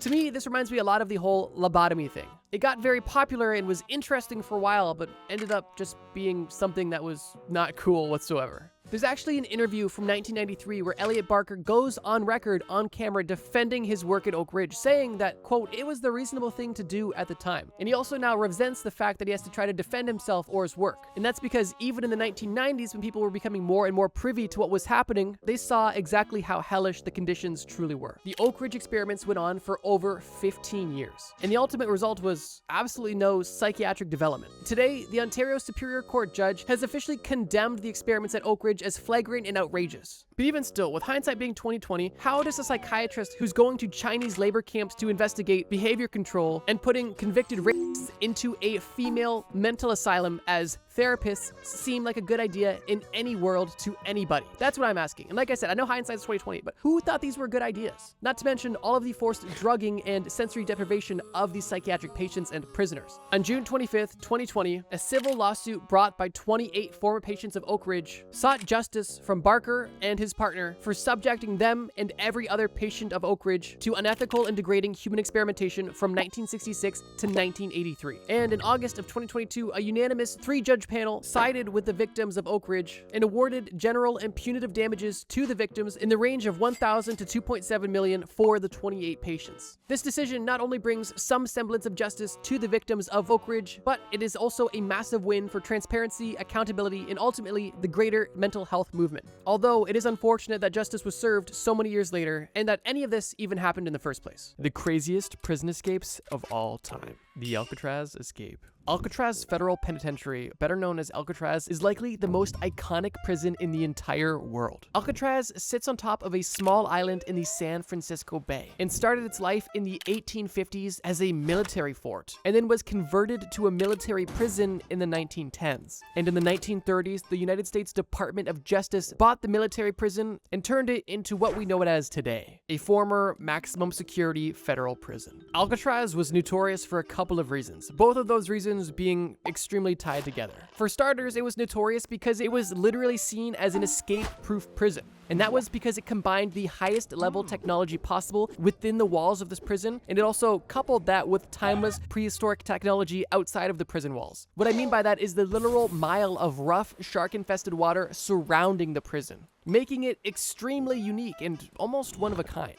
Because sure, being inside a maximum security prison with all of the bells and whistles is one thing, but having all of those in combination with being on a remote island surrounded by rough, shark-infested water is just a whole nother level. And that is partially what made Alcatraz so famous. But obviously, they don't build these prisons for great people. These federal maximum security prisons exist for a reason, which brings us to the second reason why this prison was so notorious. It was home to some of the most infamous criminals of its time. For example, Al Capone, George Machine Gun Kelly, Alvin Karpis, and a bunch of others. So yeah, it's safe to assume that Alcatraz was likely the one prison that nobody could escape from. And from 1933 until 1962, that was considered true. There was multiple escape attempts, but none that were considered successful. That was until June 11th of 1962, when 3 men would cause not only national headlines, but also an ongoing mystery that still puzzles the world to this very day. Frank Morris and the Anglin brothers were lifelong criminals, and by the time they had ended up at Alcatraz, they were no strangers to escape attempts. Frank Morris started his criminal career at the age of 13 and lived a life of crime primarily consisting of drugs and robbery.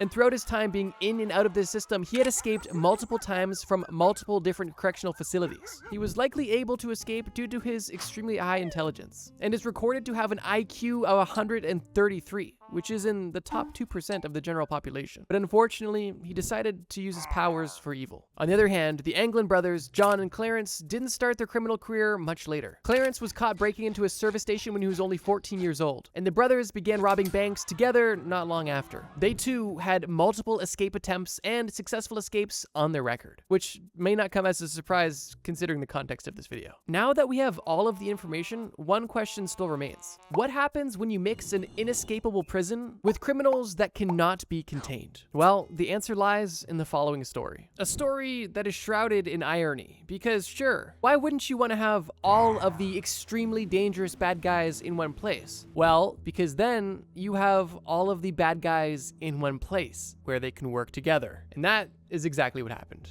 Frank Morris, John Anglin, Clarence Anglin, and Alan West actually knew each other from previous convictions in Florida and Georgia. I guess you really are the sum of the 5 people you hang out with. Regardless, with all of their histories of prison escapes, it didn't take long for them to begin plotting their escape from Alcatraz, the prison that you're supposedly not able to escape. And after coming together to join forces, they come up with a plan to escape. And this plan starts by chipping away at cement. Oh, and if you're curious why I didn't mention Alan West earlier, you'll see why later. Just trust me. Obviously, being in a maximum security prison leaves minimal opportunities for easy escapes. But these criminals identified the weakest point of their cell being not the door, but the vent that was hidden under everybody's sink. And for a 6-month period, all 4 of these men begin widening the ducts beneath their sinks using saw blades, metal spoons, electric drill bits, anything they could get their hands on that would chip away at the cement. Now, this alone brings up 2 questions. How did they hide the hole, and how did they cover the sound of chipping away at cement?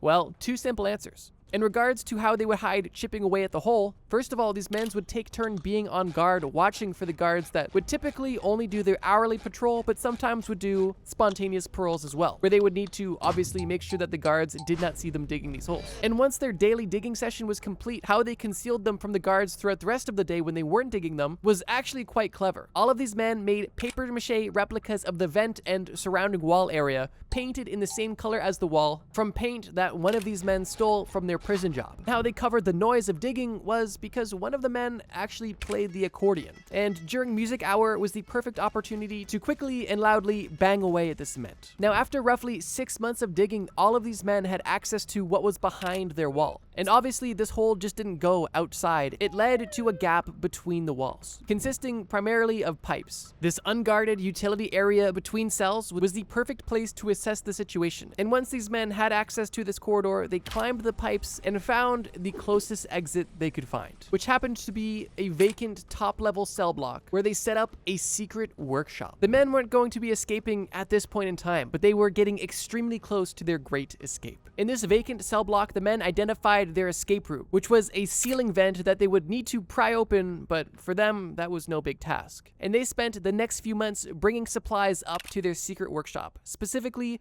raincoats, glues, magazines, pieces of plywood, anything that would be helpful and useful for their escape. Over time, the men were beginning to stitch together raincoats to build a makeshift raft and putting together pieces of plywood to make makeshift paddles. And also reading magazines about water safety and mechanics to help educate themselves on the best way to essentially act on the water and make something to potentially float across the water. It was really quite ingenious. And once they had their raft, paddle, and escape vent pried open, they were ready to make their escape. Around 10 p.m. on June 11th, Frank Morris and the Anglin brothers got out of their bed, put replica papier-mâché heads into their bed to make it appear that they were still in bed, and met up together in their secret workshop, where they grabbed their raft, broke the ceiling vent, and began their escape. These men climbed out of the vent on the ceiling onto the roof of Alcatraz, and then descended 50 feet off of the prison roof onto the prison grounds, hauling all of their gear while sliding down a kitchen vent pipe. The men somehow avoided the sniper towers and outdoor guards and climbed the 12-foot barbed wire fences and planted their boat in water on the shore that was a blind spot to searchlights and gun towers. And at that point, they had inflated their raft with an accordion and set sail. And the 3 of these men were never seen again. Now you might be asking yourself, wait, the 3 of these men? What happened to the 4th man? Well, Alan West wasn't as lucky as the other criminals. And on the night of the escape, when West tried to remove the papier-mâché concrete concoction that was covering the hole in the wall, he couldn't. The concrete that he had used to temporarily hold the vent in place during the day had hardened. And by the time he finally got the vent off and was able to make it to the secret workshop, the rest of the men were gone. And West simply accepted his fate and went back to his cell where he went to bed. That story alone is insane, and it's still not over yet. The 3 men had essentially made the perfect escape, and nobody knew of their escape until the next morning, when guards were doing their rounds and noticed that these 3 men were not waking up. And when one of the guards tried to poke Frank Morris in the head with his club, Morris's head literally fell to the ground. And it was at that moment when the prison guards had discovered that they had 3 men on the loose. The following day, on June 12th, almost instantly, military and law enforcement agencies began investigations on the air, land, and sea surrounding the prison. And while some bits and pieces of items used by the escapees were found spread across the general area, there is no recorded evidence of what happened to the 3 men after they left the Alcatraz grounds. During the investigation that took place on the 12th, Alan West was caught with his papier-mâché replica head. And at this point, the guards knew what the head was going to be used for. And Alan was about to be in a lot of trouble. And because of that, Alan was willing to give up all of the information he had to ensure that he didn't get in too much trouble for having this papier-mâché head. And fortunately, he did, because Alan is the biggest reason why we have all of the information we have about this entire escape. Without Alan essentially ratting on his friends, a lot of this prison escape would have been left to speculation. Now, if you want to get into a bit of conspiracy, since their escape, there has been alleged sightings of these escaped men, some in the United States, some in Brazil, and a letter has even surfaced supposedly being written from one of these escapees to a loved one, claiming that all of the men made it out alive, although none of these were ever confirmed. And it's very likely that all of the men that escaped Alcatraz that day either died during their escape or are dead now due to natural causes, or simply due to the consequences of living a life of crime. So yeah, when you mix a prison that is impossible to escape with prisoners that are impossible to keep confined, you get an ongoing mystery that lasts over 60 years. But as crazy as this story may be, we still have 2 more to cover. The Catch Me If You Can escapes. When you were a kid on the playground playing tag with your friends, did you ever say, "Catch me if you can," while running away? Well, Frank Abagnale said "catch me if you can" every day to the FBI for years while on the run for stealing millions of dollars and breaking a laundry list of other laws. The story of Frank Abagnale literally inspired the movie Catch Me If You Can. And today, I'm gonna tell the real story of exactly how he escaped prison both times. I did give a bit of a teaser on why he was put in jail, but let me give a bit more context. Frank Abagnale started at an early age, similar to the first story, when he moved to New York at the age of 16 by himself. He quickly realized that as a child, you can't do much, so he decided to no longer be a child. He altered his driver's license to say 26, not 16. Not only does he need to be an adult, but he needs money, and living in New York is not cheap. So what's the natural next step? Get a job, right? Earn some money? Of course not. You start defrauding banks with fraudulent checks. And that's exactly where Frank Abagnale Jr. started his infamous streak of conning and crime. Frank wasn't your average run-of-the-mill fraudster, and he was rather clever and charming. And one of the biggest reasons why he was able to get away with his crimes for so long is because he was a serial imposter, specifically by impersonating professionals when cashing these checks so that there was less scrutiny and chance of being figured out. He faked being a pilot, a doctor, a lawyer, and other white-collar professions to ensure that he was not on anybody's radar. And obviously, it worked. After collecting millions of dollars from these fraudulent checks and living a luxurious lifestyle and traveling the world on money that wasn't his, Frank was ultimately caught. Frank was initially caught in France, where he spent time in both French prisons and Swedish prisons. And after serving time in both countries and being banned from Sweden, Frank was deported back to the United States of America. And when Frank's plane landed in New York City, while it was still on the tarmac, Frank was able to escape the plane through the kitchen galley. And not only did he escape the plane through the galley, but he also escaped from the airport on foot. Keep in mind, airports are pretty secure places. And I guess this was, a different time, if you know what I mean. But still, that's a pretty crazy feat. This is the tame prison escape of the 2, which is why I'm kind of covering it a bit quickly. Frank ended up being on the run for a few weeks until he was caught once again, this time at the Montreal airport. You'd think this guy would have learned his lesson around airports, but I guess not. It's also a bit ironic that he was caught in Quebec, a French-speaking Canadian province. Regardless, it's this second capture which sparks the crazy story of his second escape from prison. Frank was sent to a federal detention center in Atlanta, Georgia, where he was awaiting his trial. And it was at this detention center where he pulled off the most lucky and almost funny prison escapes. The US Marshal that brought Frank Abagnale into this detention center somehow managed to forget Abagnale's paperwork. And this gave Abagnale a lot of room to come up with convenient stories. And the story that he began to spin was that he was a prison inspector, a secret shopper of penitentiaries, if you will. And because of this, although he was incarcerated, he was given very special treatment, specifically by the guards. One of the most interesting perks that Frank got was he actually wasn't even in a prison jumpsuit. He was allowed to wear street clothes, which may seem simple, but is a huge privilege. So even though Frank is locked up, he's not necessarily in a bad situation. Guards are speculating that because there's no papers, he must be a prison inspector. Frank is definitely not gonna tell them that's not the case. He's being given special treatment in this jail, which is almost unheard of. And he then gets the idea that, maybe I can get out of this place. And that's exactly where his escape begins. After he decided that he was going to escape, he calls his girlfriend, as he knew that he would need somebody on the outside to help validate the story he was about to tell. When he called his girlfriend, he ensured that she had an FBI business card from an agent that previously visited her due to some other things that Frank was up to, and then he asked her to impersonate a magazine writer, which she did, and she used this fake writer persona to set up a meeting with the real police inspector, who she would also get the business card of, which was the entire point of the meeting.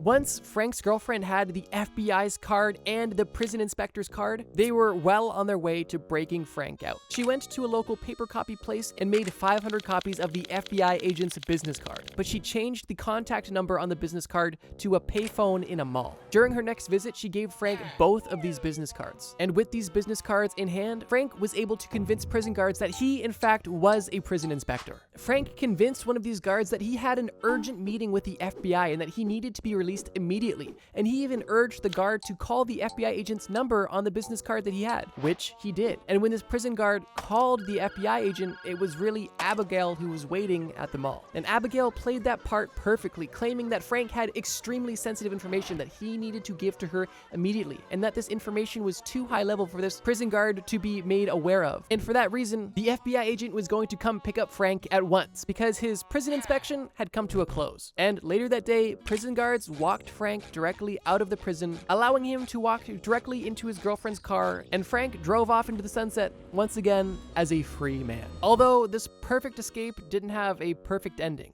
At least, not in the way that he thought, because he was caught only a month later in New York. Frank was sentenced to 12 years in prison, where he actually ended up only serving 5, as he made a deal with the FBI that he would be released early if he would help the FBI on fraud cases and teach them all of the tricks that he used to commit all of the crimes that he did. A good deal both ways around. Now, the story actually ended up having a bit of a happy ending, because Frank really did turn his life around. He was able to be a very valuable asset to the FBI. He actually met his wife while doing FBI work and had 3 sons, and one of his sons is actually now an FBI agent. And while the escape story was utter insanity, one of the most interesting facts about this entire case is the fact that after all of the crimes were committed, all of the time on the run, and all of the jail time was served, Frank was only 26 years old, which means that everything I just described happened when he was 16 to 26. This man literally lived a lifetime's worth of life in a decade, and it's no wonder that he had such a successful book and eventual movie adaptation. There's obviously a lot more to Frank's life story, but that's beyond the scope of this video. And speaking on beyond the scope of this video, let me just say this. When doing research for this video, I found so many insane stories about people escaping prison in literally insane ways. And for this video, I wanted to pick some pretty famous examples that were verifiably crazy and also somewhat well known. However, I do have a list of over 30 other examples of people who escaped prison around the world in the most insane ways. So if you guys loved this video and would like a part 2 about more obscure and more unknown prison escapes, please let me know in the comments that you would love a part 2 to this video, and I would be more than happy to make it. Maybe if this video hits 20,000 likes, I'll make a follow-up. Your guys' support truly means a lot. Now, let's get to our third crazy prison break story. The Japanese prison break. Yoshie Shiratori is likely one of the most famous escape artists from all of Japan, and he didn't have a career in magic. He unfortunately had a life of crime. Yoshie lost his father at the age of 2, and his own mother abandoned him shortly after. And as an adolescent, he worked at a tofu shop, and then later became a fisherman, catching crabs in Russia. However, after succumbing to a crippling gambling addiction, he turned to a life of crime. Throughout his crime career, Yoshie famously escaped from 4 different prisons, and I'm about to tell you about every single one of them. Yoshie was initially put behind bars in 1936 for a felony murder charge, a murder charge that is speculated to have been a false, forced confession from abusive prison guards. Regardless, Yoshie was in prison, and during this time in the early 1900s, Japanese prison was extremely harsh, and it was for that reason that people were almost left no other option than try to escape because the living conditions were simply so horrible. And Yoshi was no different. Not long after being locked up, Yoshi began studying the routines of the guards to have an understanding of their patterns so he could potentially plan an escape. And one day, while cleaning himself in the bathhouse, he found the perfect tool to escape. He took one of the metal bands off of a wash bucket in the bathhouse and brought it back to his cell, where he was able to fashion this thin, flimsy piece of metal into a makeshift lockpick. And he used this lockpick to escape. He first waited for the guards to pass by his cell, and then he put pieces of wood underneath a blanket on his bed to make it appear that he was in his cell.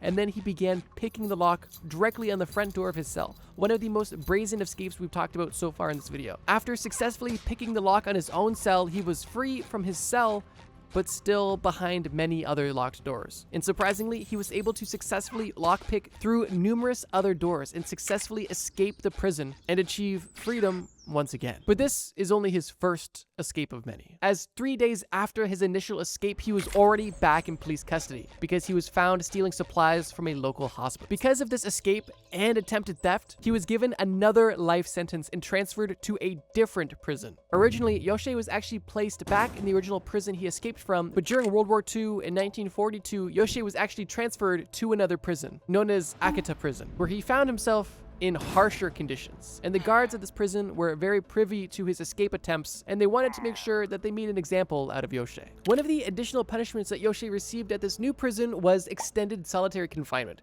And these solitary confinement rooms were literally designed for escape artists. They had smooth copper walls, the ceiling was extremely high, and the only way in and out was the front door, besides a skylight that was at the very top of the very high ceiling, which obviously nobody could reach.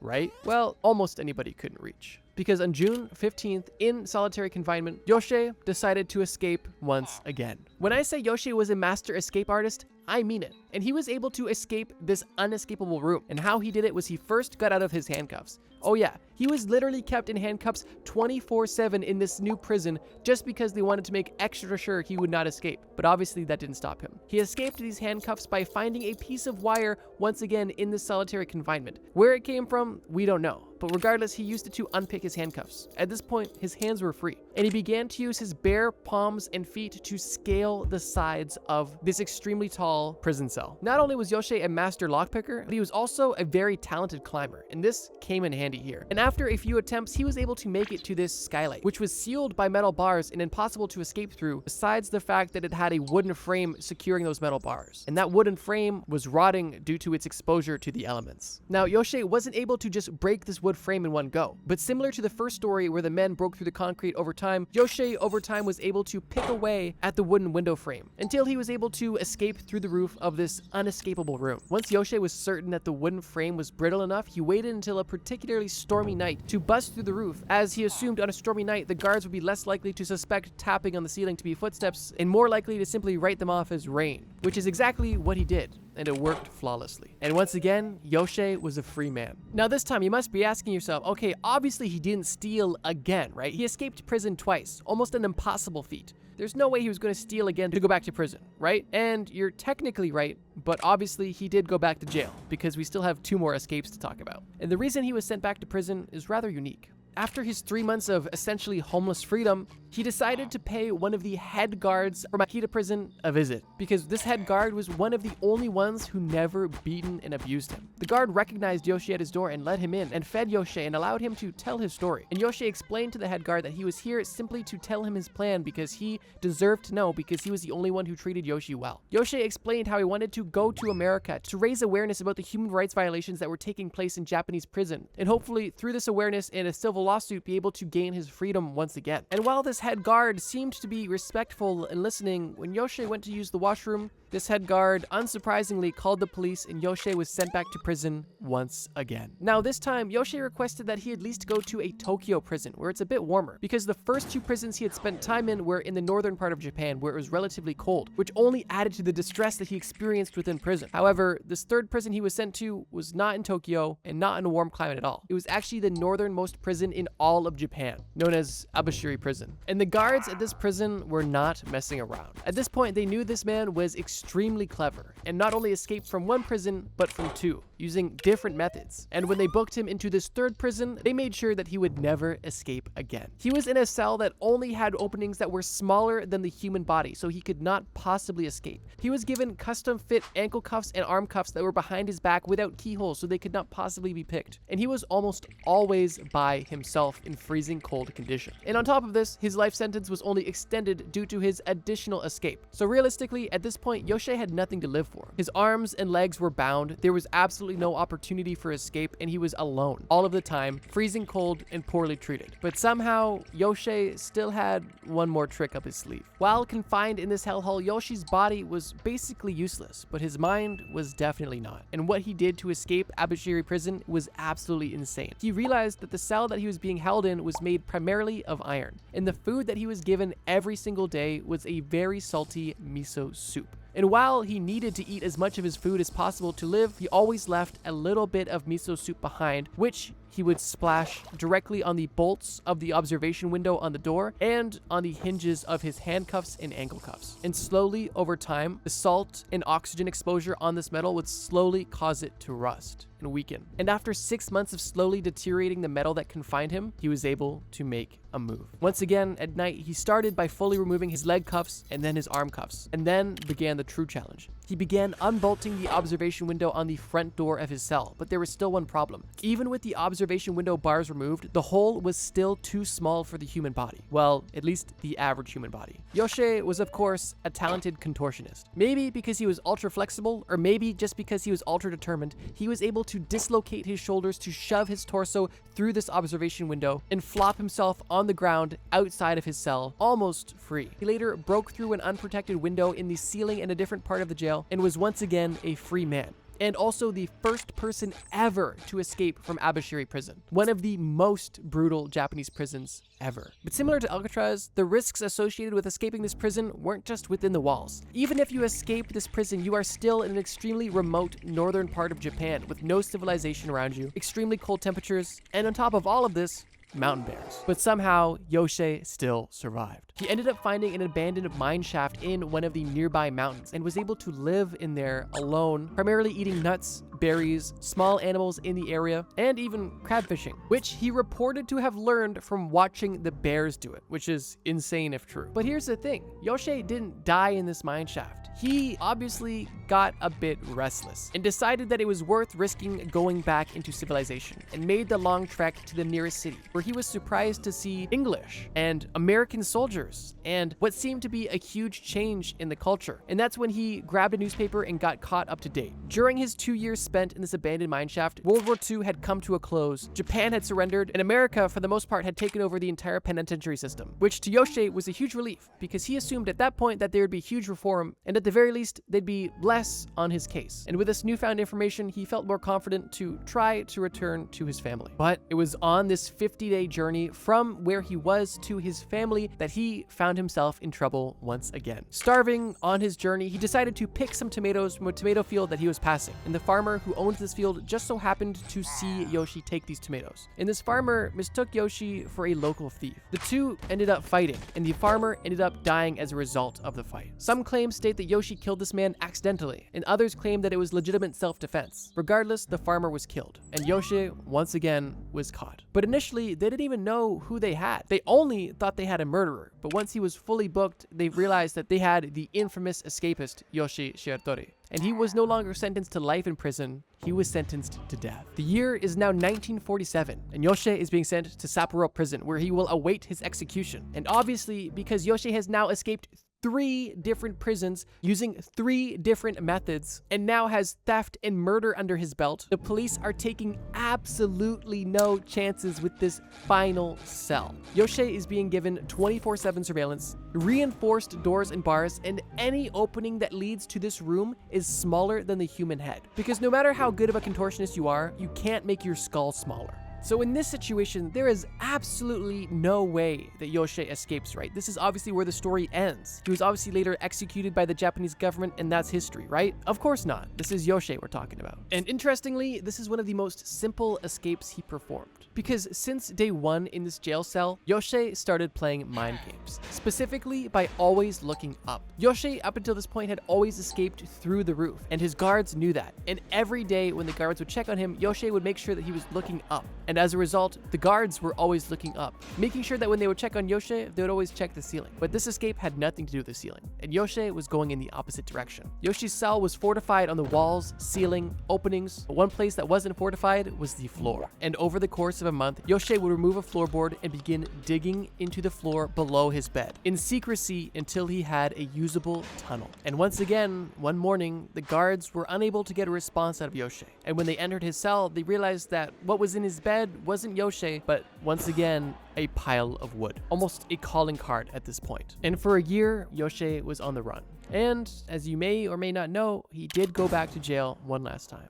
But this time was different. He ended up confessing to a random police officer who decided to offer him a cigarette in public. And at this point, Yoshie could not handle the guilt, and he confessed everything to this police officer who was simply offering a gesture of kindness. But when Yoshie was tried again, things were different. The system treated him with sympathy. Reform seemed to have taken place. The murder charge he had was dropped and considered self-defense. And as a result, so was his execution. His request to go to a Tokyo prison was accepted, and his new sentence was only 20 years. 20 years which he happily served, as his prison conditions were much better. And after 14 out of those 20 years, Yoshie was paroled on good behavior, and was for the first time in a long time, a truly free man. This story is insane, and I knew I had to save it for last. And while some claim parts are exaggerated, personally, I don't even care. I think it's a great story. And for that reason, Yoshie is a bit of a legend in Japan, and there are even statues up of him, which is kind of interesting. But I suppose the story is something you can learn from. Yoshie passed away in 1979 at the age of 71, but he still lives on today in folklore, stories like this, films, books, and other stuff like that. The craziest scams in every time period. The Stone Age. Admittedly, this section is going to be rather short, for a couple of reasons. Primarily being that the Stone Age is literally prehistoric, meaning that everything I'm about to discuss is essentially speculative. Also, because most of human life in the Stone Age was extremely simple, meaning that at this point, human life wasn't even able to comprehend the possibility of deception. If you had something that another human wanted, there was two options. Either they kill you to get the thing, or they die trying to kill you to get that thing. That was realistically the extent of scams in the Stone Age. Keep in mind, the Stone Age literally extends over 3.4 million years worth of history. The Stone Age contains 99.3% of all recorded human history, dating back around 300,000 years ago when Homo sapiens first appeared. So with that being said, what are some scams that could have possibly existed in the Stone Age? And let me present you a few interesting opportunities. Scam number one, the made you look scam. Here's how the scam goes. You are a caveman, and your enemy, also a caveman, comes to ask you a question. You decide you've had enough of his antics and point in the direction that's behind him. This caveman turns around, you pull out your trusty club and hit him in the head. Now, your enemy is dead, and you have just successfully committed a Stone Age scam. In modern terms, that's not much of a scam at all. But when it comes to prehistoric humans, things were simple. Just think about that one episode of SpongeBob that took place in the prehistoric times. That's kind of what we're working with here. But besides the petty theft and petty murder of the Stone Age, I believe one of the biggest scams out of the Stone Age was actually the existence of the Stone Age itself. You see, the Stone Age primarily is defined by its use of stone tools, specifically near the very end of the Stone Age. And this is because humans using stone tools signifies the evolution of human creativity,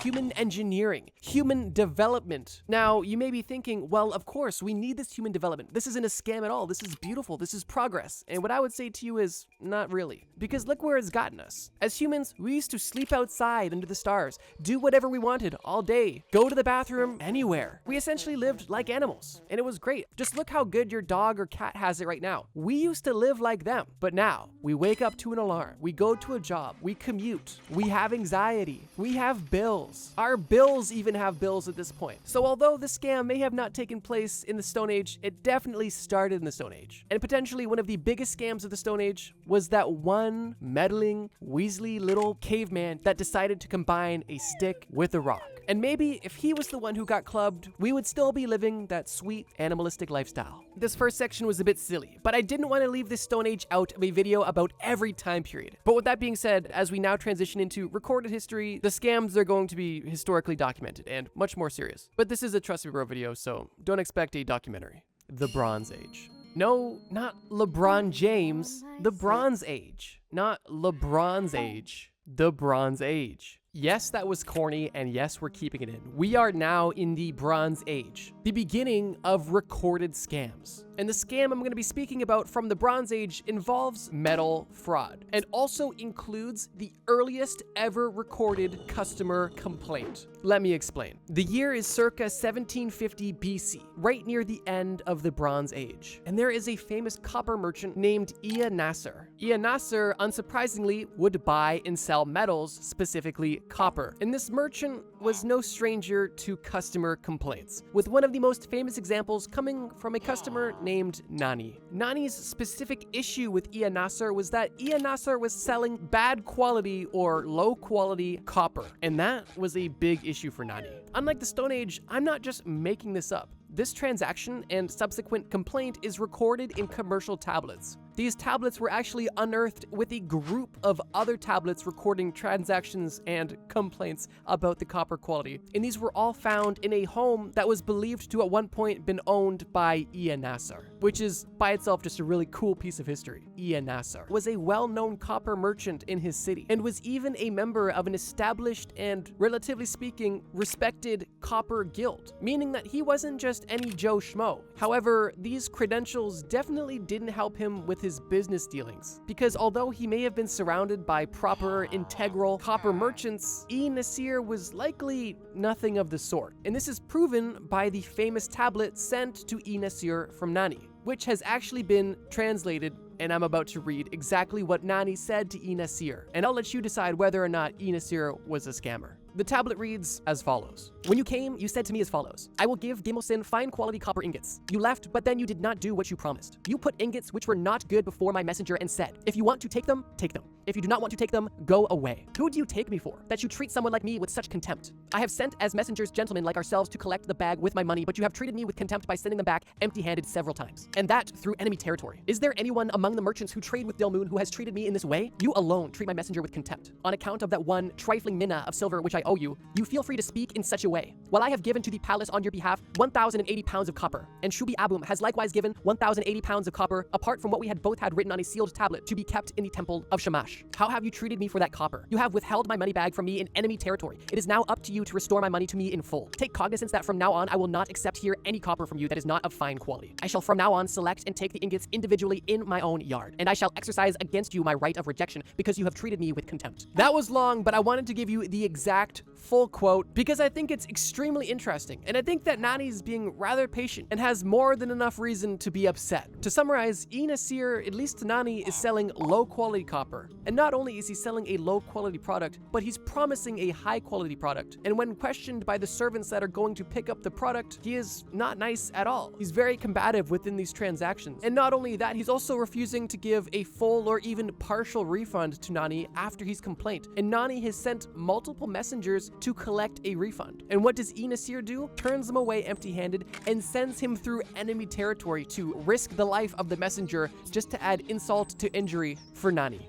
I don't know about you, but if I was Nani, I would definitely be sending somebody else to Ea Nasser's door that wasn't a messenger looking for my money back. But even after all of this, Nani isn't even refusing to deal with Ea Nasser anymore. He's just saying that once he gets the copper from Ea Nasser, he's going to go through and verify the quality himself before he buys it, which is something he likely should have been doing, but I guess didn't feel like he had to be doing because he was buying from a merchant in the Copper Guild. But lesson learned on Nani's part, check your metal as you buy it. So yeah, this one tablet that was found thousands of years after it was created went on to solidify Ea Nasser as one of the most notorious Bronze Age businessmen and scammers. The Iron Age. The Iron Age is a very interesting time period, and it represents a change of power, at least in the world of metals, as the Iron Age literally represents iron becoming the prominent metal that is being mined, forged, and fashioned into tools and ornaments and armor. And the reason that transition was made is kind of a long story, but the transition from Bronze Age to Iron Age was harsh, and humanity as a whole took a step backwards before it could take 2 steps forwards as it transitioned from the Bronze Age to the Iron Age. However, the Iron Age is not free from scams, and it itself has a very interesting laundry list of scams that took place, with the one that I'm going to focus on involving silver coinage, debasement, and hyperinflation. Admittedly, the scam I'm about to discuss kind of bleeds out of the Iron Age, but I had other scams I wanted to associate with other time periods, so although this specific scam doesn't take place in the Iron Age, it definitely has its roots in the Iron Age. So I'm going to allow that technicality to make this work, because trust me, we do have some crazy scams coming up. The Iron Age is when we truly see the rise of coinage being used. During the mid to late Iron Age, we see coins being minted and being transacted with, which during this time in history, circa 600 BC, is a relatively new methodology of transacting, because up until this point, all of commerce was conducted through trade, one good for another. There was no store of value. It was simply merchandise for merchandise, no currency of any sort, at least in the form of coinage. Prior to coinage, precious metals were definitely the currency of choice, but they weren't necessarily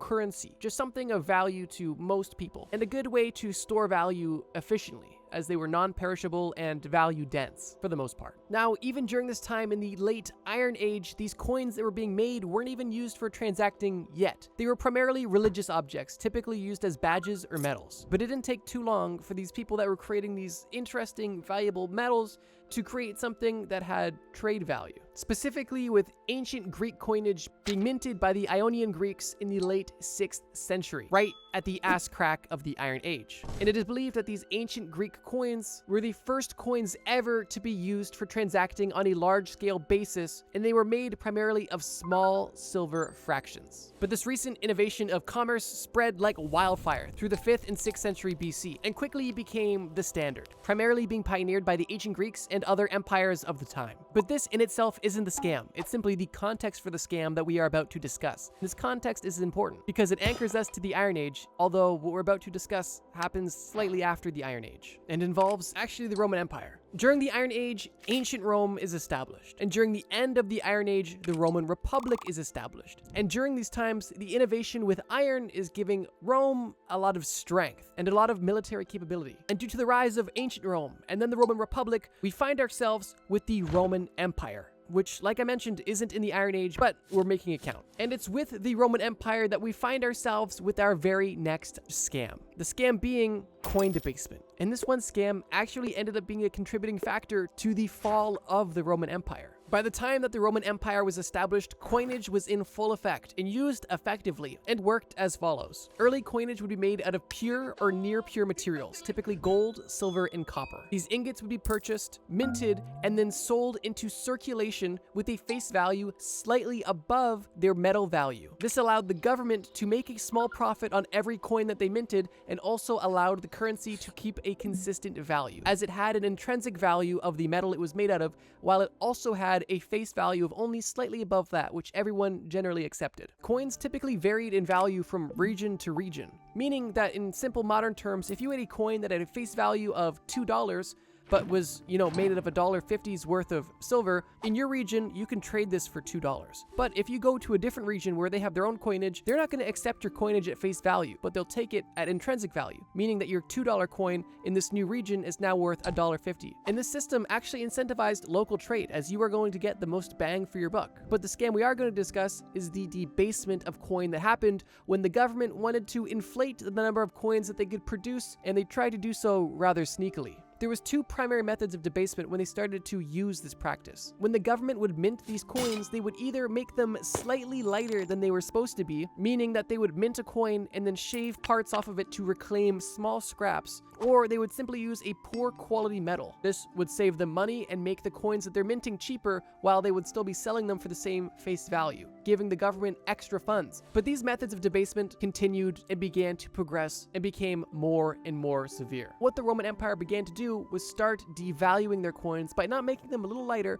or using a lower quality material, but actually reducing the percentage of precious metals in the coins. Early coinage of the Roman Empire consisted of anywhere from 93 to 97% of the precious metal they were supposed to be, but it didn't take long for the government to reduce this number from 93% in 107 AD to 78.5% in 193 AD, and then to 35% in 254 AD, and then 20% in 257 AD, and then all the way down until 5% silver in 270 AD. The impact of this was obviously massive, as this massive influx of token supply and massive decline in intrinsic value of these tokens created hyperinflation, and runaway hyperinflation actually happened multiple times throughout the Roman Empire. As I mentioned before, most of this debasement would happen to fund military campaigns to try to get more land, more money, more power, and they likely justified this debasement by saying they were going to collect more wealth for the greater empire. Although what really happened was prices would rise, and the value of coins that everybody was collecting, holding, trading with was dropping significantly. And it wasn't unheard of for an army to go on a campaign,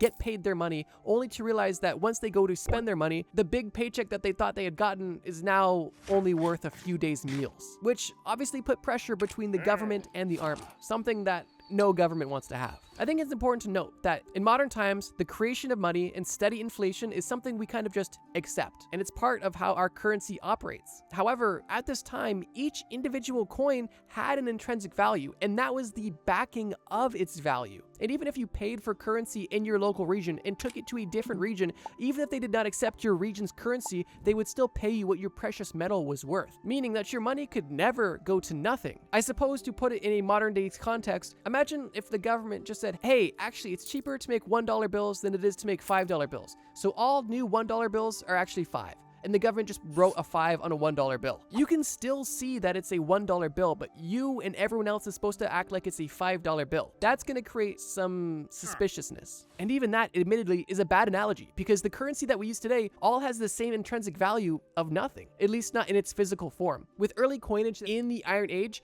there was forgery, debasement, and fraud. But I wanted to cover the hyperinflation of the Roman Empire because I thought it was a great summary of what was brewing in the Iron Age at a major historical scale. And while the Roman Empire did not exist in the Iron Age, ancient Rome did. And I'm making this point abundantly clear to prevent any sort of misinformation. And truthfully, the hyperinflation of the Roman Empire was the best example of coin debasement I could find. So I decided to take a story out of the future and apply it to the Iron Age to make this section the best it could be. So yeah, Rome was formed in the Iron Age. Coins were formed in the Iron Age, but likely the most famous example of coin debasement and hyperinflation happened a little after and involved the Roman government literally scamming its people by making the currency cheaper and worse while still maintaining the same face value. And well, it backfired on everybody. The Classical Era. Although we are now in the classical era, the scam that we're about to discuss is anything but classy, and actually contains what is believed to be the first instance of insurance fraud, which is just great to hear that people have been committing insurance fraud for thousands of years. Perhaps insurance fraud is just in our DNA. In the classical era, there was a man in ancient Greece known as Hegestratos, and he was a little bit of a knucklehead. During roughly 5th century BCE, near the beginning of the classical era, maritime trade was booming. Hegestratos was a ship owner and was profiting from this maritime trade that was taken off. And because he had a big and beautiful and shiny ship, he decided that it would be wise to get insurance, which he did. And this insurance not only covered his cargo, but also his ship on any given sea voyage. How it would work is lenders would lend money to these seafarers using the ship and its loot as collateral. The lender would say, hey, your boat is worth 2 gold ingots, and everything in it is worth 5 gold ingots. Great, I'll give you 7 gold ingots. If you come back from your journey of trade with 10 ingots worth of stuff, that's great. Give me 9 ingots. That means I make a 2 ingot profit and you make a 1 ingot profit. But if your ship sinks while you're on this voyage, you don't have to give me anything. That's essentially how the insurance existed, and this helped mitigate the risk for the seafarer and also gave these lenders the opportunity to make money with some risk, but obviously nobody was going to be incentivized to sink their own ship or not come back with loot.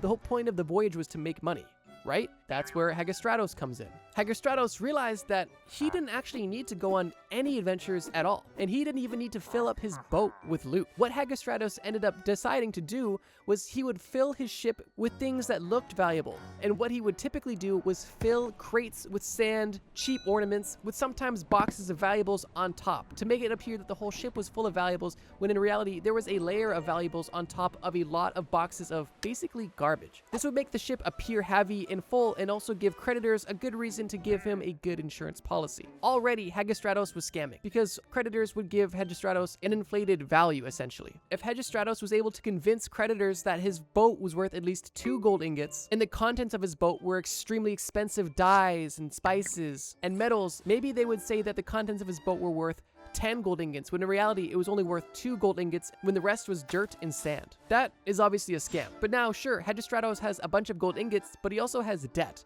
and he's not going to go sail away and make money off of dirt. So what does he do instead? Well, he would go take this boat and deliberately sink it. Now, all of the money that the creditor had given him was his money, fair and straight, and he really was out nothing, and he could continue this plan over and over. And it wasn't long before Hegestratos' scam was exposed. And this kind of shocked the ancient Greek world, because during this time, there was integrity and respect for the law and understanding when it came to commerce. And such a fraud was not even necessarily thought of. But when this scam was exposed, it kind of exposed the vulnerability in these early financial contracts and how people could manipulate things in a way that may seem counterintuitive, but would ultimately be beneficial for the scammer. The case of Hegestratos is considered to be one of the biggest scams of the classical era. Not only because it was just so ballsy, but also because it was the first instance of insurance scam and kind of gave the entire insurance industry a huge shakeup and a wake-up call for how they had to protect themselves moving forward when they were crediting people who could potentially screw them over. So yeah, the classical era, I'm sure, had more scams than you could count, but I definitely think the case of Hegestratos is one of the most interesting and definitely one of the most defining of this time period, the medieval era. I don't know about you, but I feel like the medieval era is definitely one of the most interesting parts of history. You have castles, knights, kingdoms, wealth inequality, and a plethora of scams. What is there not to enjoy? It was honestly a bit tough to pick just one scam for the medieval era, but I'm happy with the one I chose, so let's get right into it. There's no doubt that in medieval times, the Christian religion was everything. And this is kind of proven by all of the art, architecture, writings, everything was the Christian religion. And with every fan base comes collectors. And while the Christian religion didn't necessarily have marketable plushies at the time, they definitely had a huge underground market for relics. And these relics were definitely odd, to say the least. Potentially the most famous Christian relic would be the Holy Grail, but it's definitely not the only relic that people were interested in getting their hands on, with some of the most popular and sought after ancient relics being the literal bones of saints. Like, let's say there was a famous saint who was very prolific and known in the church. Well, once they die, if you could get one of their bones, you could possess their magical powers. Like, literally, that was the mindset. Merchants and other saints and even individuals wanted these bones for a plethora of different reasons. Wealthy individuals would typically want to collect these relics to help make their own desires and dreams come true, as these Christian relics were believed to essentially cause miracles. And in that instance, if there was an object that could bless you, that could make all of your dreams come true, that could protect your family and defeat your enemies, is there really a price you wouldn't pay for them? But here's the thing. Not many people had this money at all. And what people resorted to was visiting churches that had these relics so that they could gain the power and benefit of them from a fraction of the price. And that's exactly why bishops and priests would collect these relics. Obviously, they would see the value of these blessed items that could provide miracles as something that they would want to have in their life and in their church, but they also noticed that any church with a relic was gaining more foot traffic, more donations, and became more or less of a landmark and a hotspot for pilgrimages. And this is where the business opportunity arose. Merchants, whether they believed in the power of these relics or not, if a merchant was able to get their hands on a relic at a decent price, they could sell it to almost anybody with money for an astonishing profit. Here's the issue. As the popularity and demand grew for relics, the supply didn't really.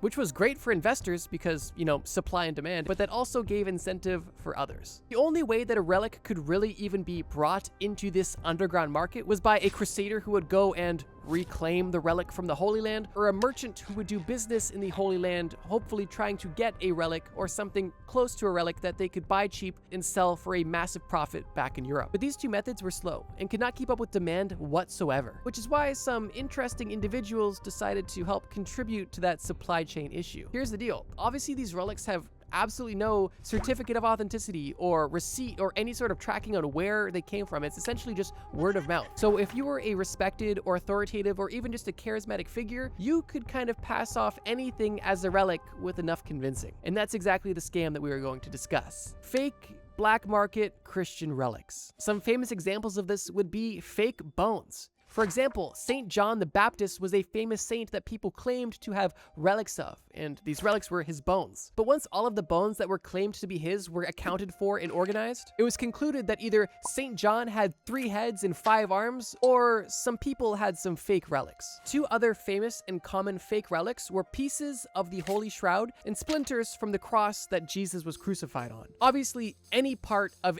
either of these items would have extreme significance to history, and even the tiniest morsel of either of these items would be massively valuable. And for that reason, people decided to make their own. At the time, the only way that these relics could be verified is if they actually had provable miracle abilities. So if a church had a relic in it and somebody with a disability was healed, or a sick person was made healthy again, or a dying person was living longer, or a poor man came into money, if any of these happened after somebody encountered the relic would have been proved real. And the people who had experienced miracles from these relics would go and tell their friends and their family, essentially marketing the church that had this relic in-house. But even with that being said, who's to say if these people had experienced miracles from genuine or non-genuine items? It really kind of gets messy from there. Once the industry of fake relics began to become exposed, it was almost a running joke at the time that if they bought all of the splinters being sold from the cross, they would actually be able to build a warship out of all of the wood. If anybody tries to sell you a piece of wood telling you that it came from the cross that Jesus was crucified on, I would probably pass, or at least confirm it can do miracles before you buy it.